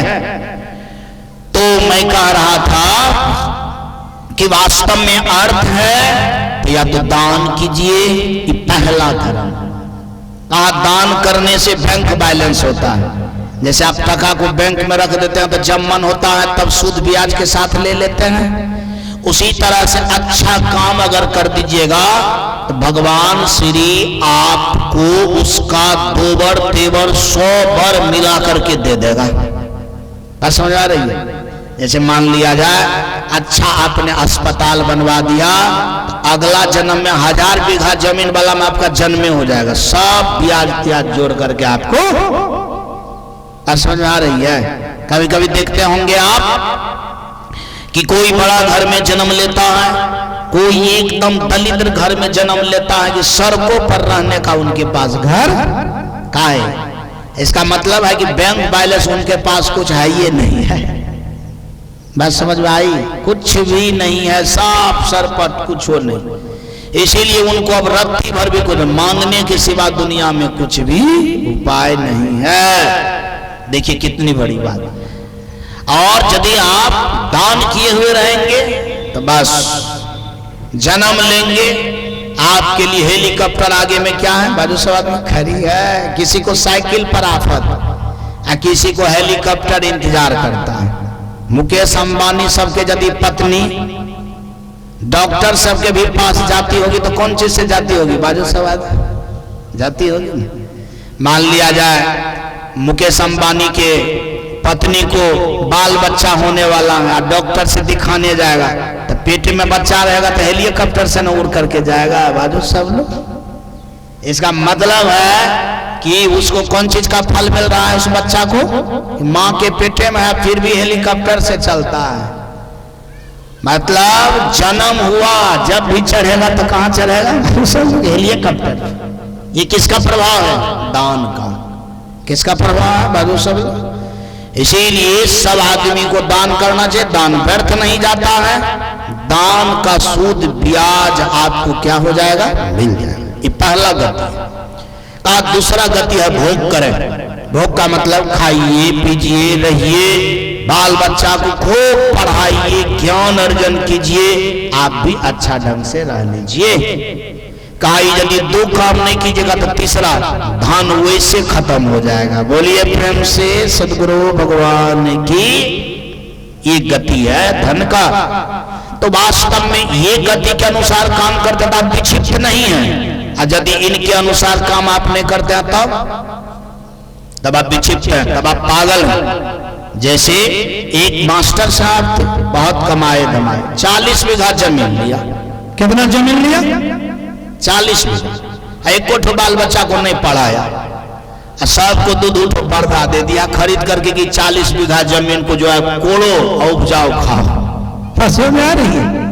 और उसी बगल में एक मास्टर साहब था, वो मास्टर साहब जमीन नहीं लिया, और उसके भी पास में 3 बेटा था, सबको पढ़ाया। कोई इंजीनियर बना, कोई डॉक्टर बना। ये 40 बीघा जमीन का हरवाह बन गया इसका बेटा, और इसके बाद उसका बेटा बहुत बड़ा शहर में मालिक बन गया। समझ आ रही। धन का उपयोग दोनों किया, एक बढ़िया से नहीं किया तो हर वे बन गया, एक बढ़िया से इनकम किया मतलब प्रयोग किया तो उसका बेटा मालिक बन गया। बस समझ आ रही है। तो अपना लोग को क्या करना है, विक्षिप्त नहीं बनना है, अपना लोग को सुंदर कार्य करना है। बात समझ में आई। आइए अब हम सुनाते हैं मूड। मूड का अर्थ होता है चोरी, हिंसा, व्यभिचार, बेईमानी में 24 घंटा उसका समय जाता है। हर साथ हर वक्त वो गलती ये सोचेगा। क्या सोचेगा? गलती ये सोचेगा। इसका मतलब है जीवन रहते हुए अपने जीवन को क्या किया? नरक बना लिया। क्या बना लिया? कभी कभी लोग कहता है नरक मिलेगा। नरक मिलता नहीं है। वास्तव में नरक में व्यक्ति क्या करता है? अपने से प्रवेश कर जाता है। क्या कर जाता है? इसका मतलब है कि वो मूड है, उनकी चित्त की अवस्था दयनीय है। उसको नर्क मिलेगा नहीं। नर्क समझिए मिल गया। नर्क समझिए मिल गया। एक होता है एकाग्र। क्या होता है? एकाग्र, यानी न क्षिप्त है, न विक्षिप्त है, न मूड है, सब कुछ से अलग स्वतंत्र है। क्या है?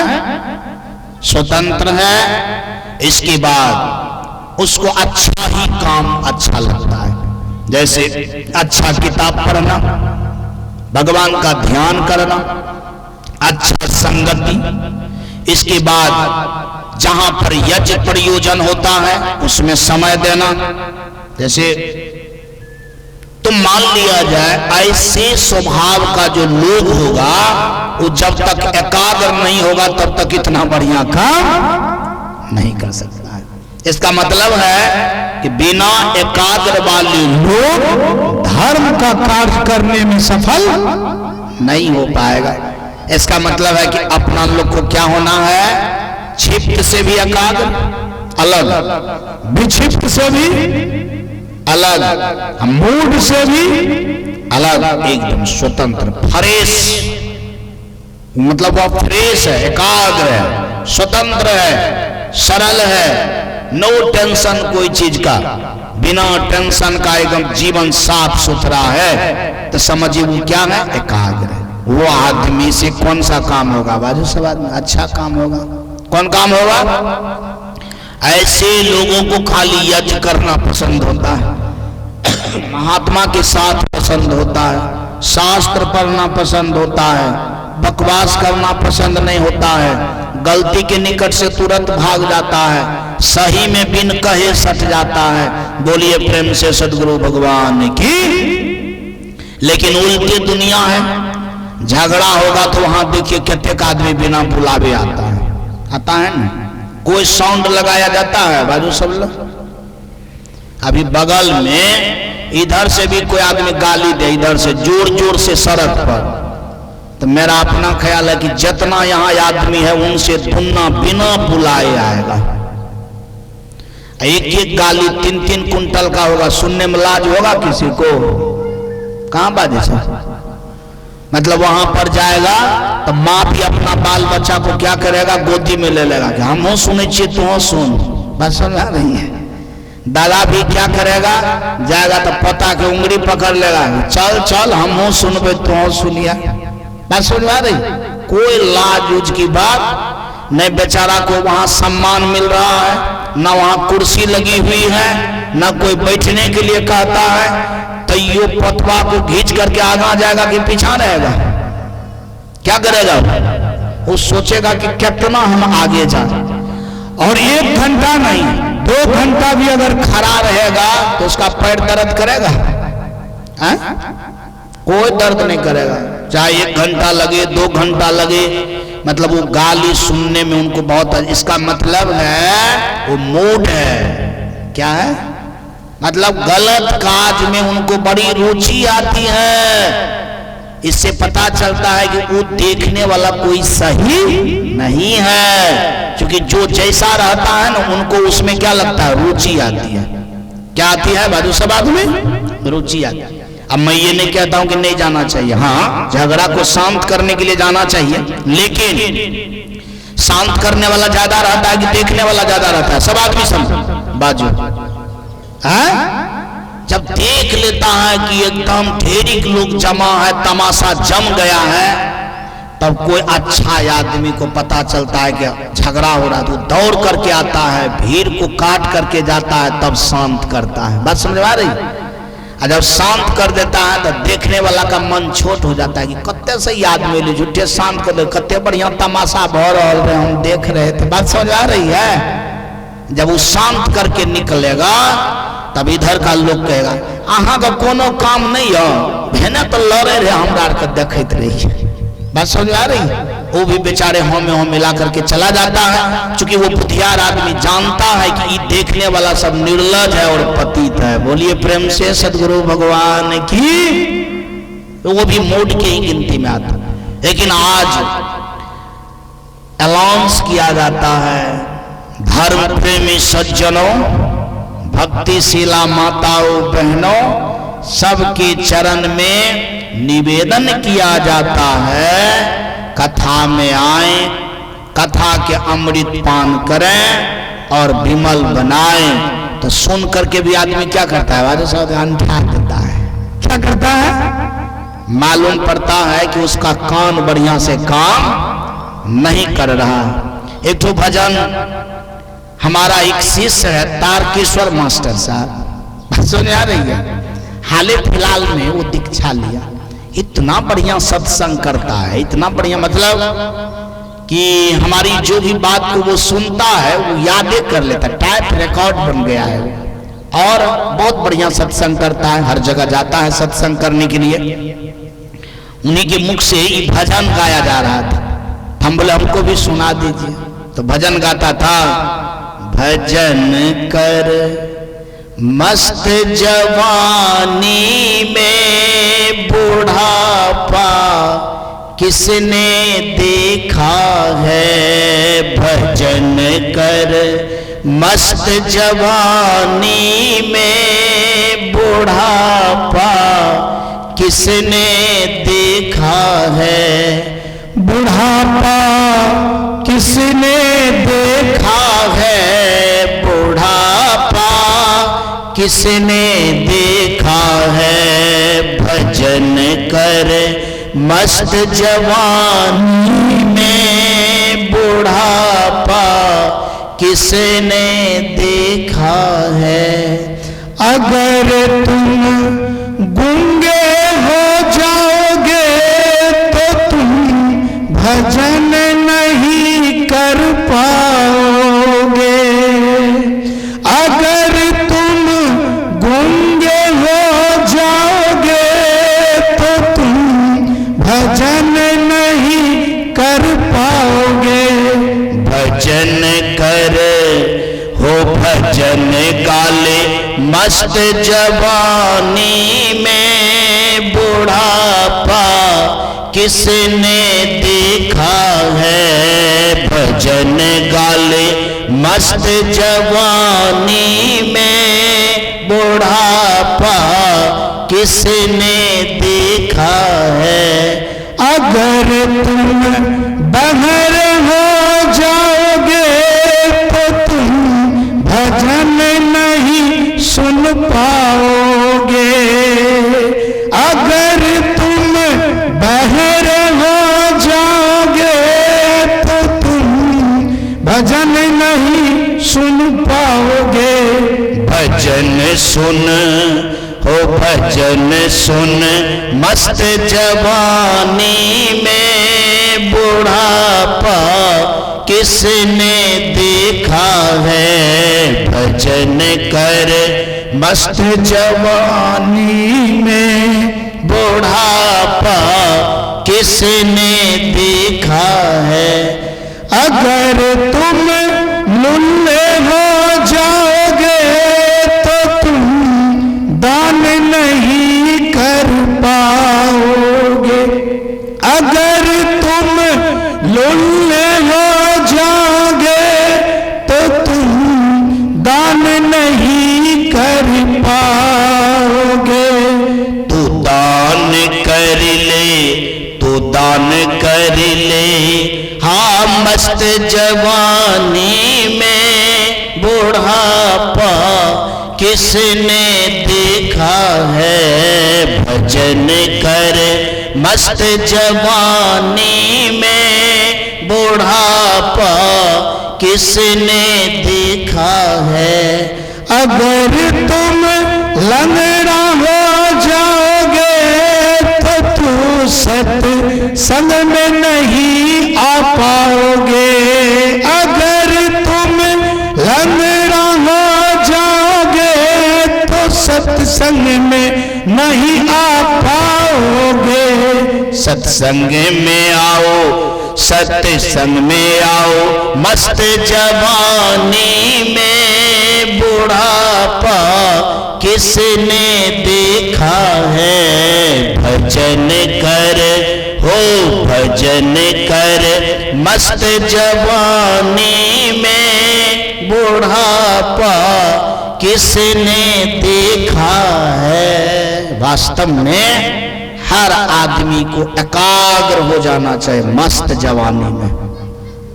किसमें बाजू सवाल में? जवानी। ऐसा मत सोचिए कि बुढ़ापा होगा तब हम करेंगे। बुढ़ापा हो जाइएगा तो भगवान की कृपा से सब कुछ आपका काम करे, लेकिन कहने से थोड़े हो जाएगा।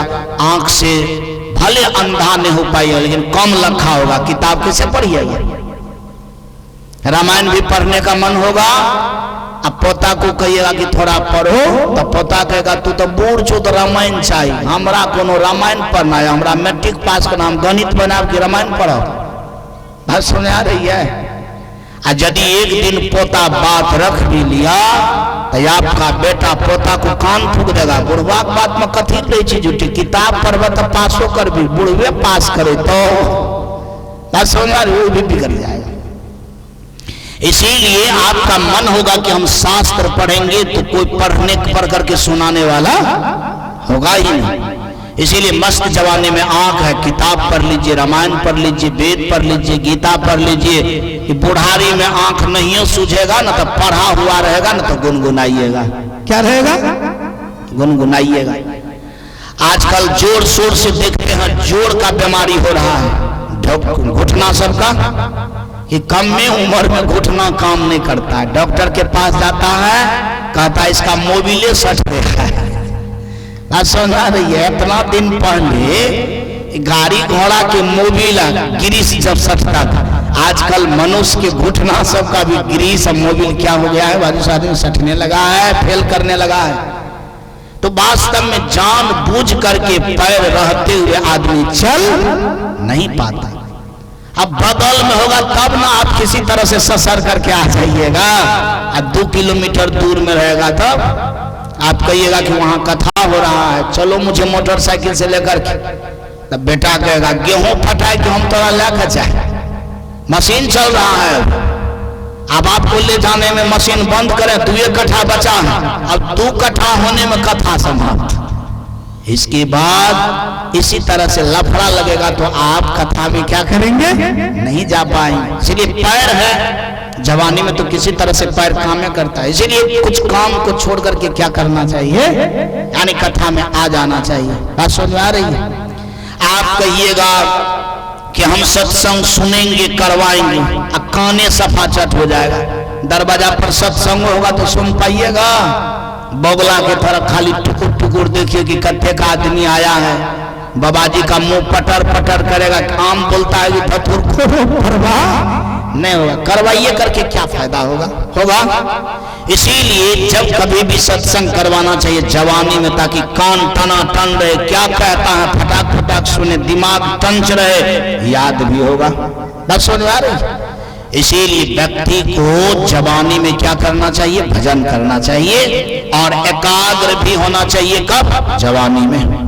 एकाग्र भी कब होना चाहिए? बाजू से बाद में, जवानी में। और जो आदमी एकाग्र हो जाता है, मन को सुंदर बना लेता है, उसका मन कहाँ लगता है? बाजू से बाद में, भजन में। कहाँ लगता है? भजन में। और भजन करने वाले का जो जीवन होता है वह जीवन लाले लाल होता है। क्या होता है? लाले लाल होता है। जीवन भी लाल, भविष्य भी लाल, और जित देखो तित लाले लाल। इसीलिए हर आदमी को अपने अंतःकरण को क्या बनाना है? एकाग्र बनाना है। क्षिप्त से अलग, विक्षिप्त से अलग, इनके बाद मूड से भी क्या हो जाना है? बाजू से आदमी अलग। और जो व्यक्ति एकाग्र हो जाएगा वह व्यक्ति का ध्यान कहाँ लगेगा? भगवान में लगेगा, अच्छा कामों में लगेगा।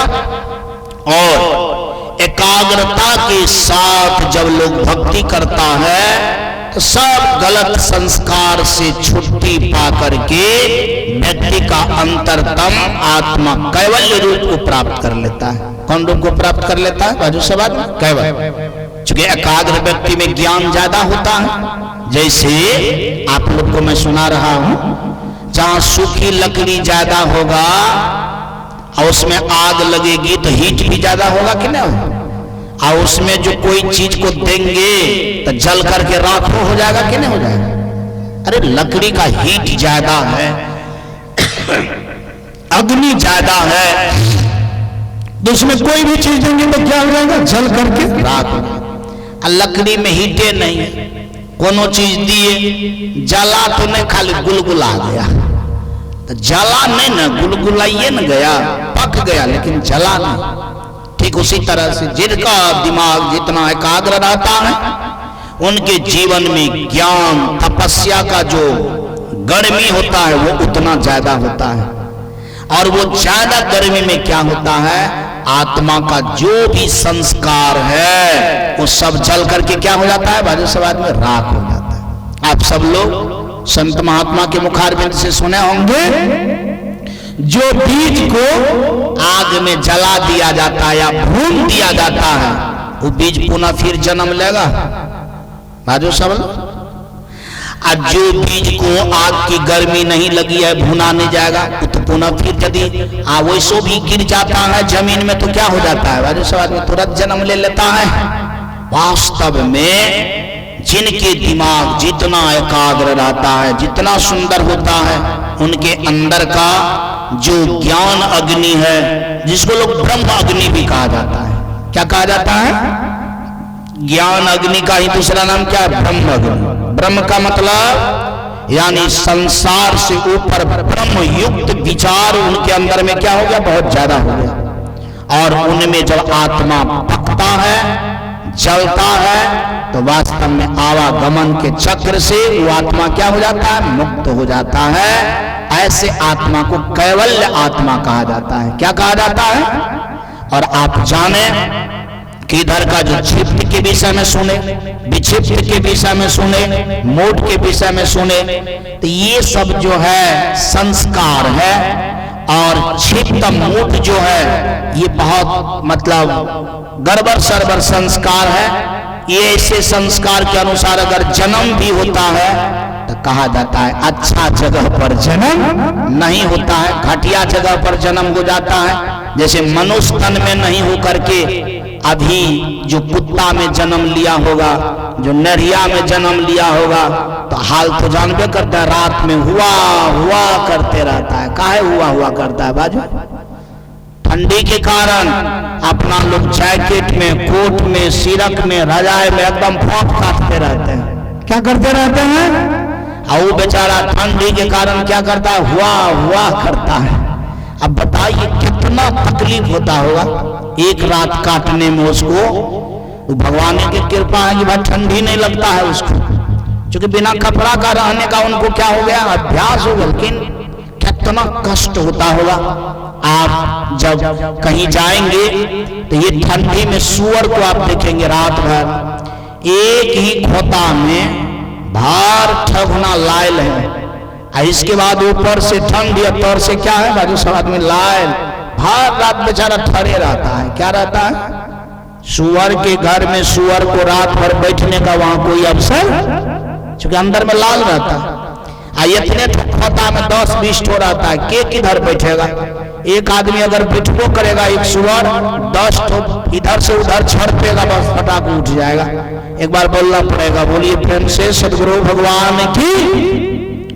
और रात भर खड़े रहना कीचड़ में, दिन भर दौड़ते रहना कितने कठिनाई है बाजे छको।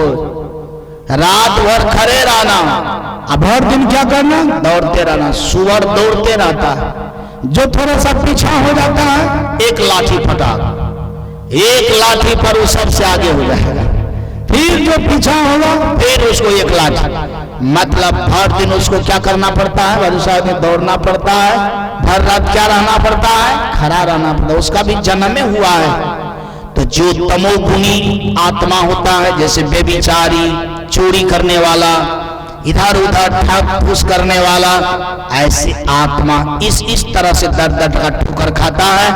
इसलिए हम सब लोग सब संस्कार को जला करके एकदम कैवल्य को प्राप्त करें, अपने जीवन को एकाग्र बनाएं, ताकि एकाग्र जीवन से सुंदर संस्कार बने और सुंदर संस्कार से सब संस्कार गलत नाश हो जाए और हमारा जीवन कैवल्य को प्राप्त करे, मुक्ति को प्राप्त करे और हमारा जीवन का जो मंजिल है सो पाए और अपने जीवन को धन्य धन्य बनाए। इन्हीं चंद शब्दों के साथ वाणी में लेता हूँ विराम और सबके चरणों में करता हूँ साहिब बंदगी। आइए नाम कीर्तन करते हैं। सत्य नाम भजो, सत्य नाम भजो, सत्य भजो, सत्य नाम भजो, सत्य नाम भजो, सत्य नाम भजो, गुरु नाम भजो, प्रभु नाम भजो, गुरु नाम, प्रभु नाम भजो, सत्य नाम भजो, गुरु नाम भजो, सत्य नाम भजो, गुरु नाम भजो। बोलिए प्रेम से सद्गुरु भगवान की जय। आइए हम सब लोग अब आरती करें, जलाइए आरती।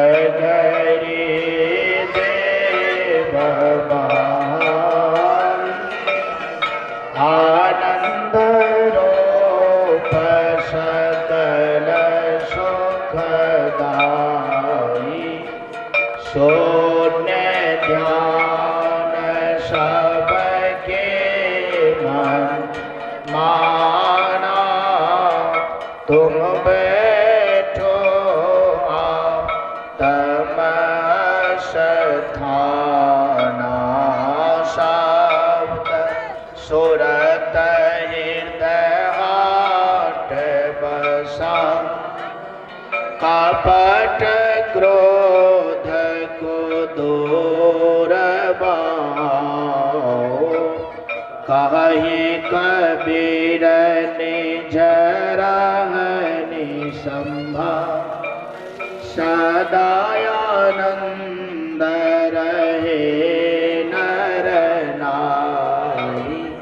आरती की जय आत्म पूजा सतपुरुष की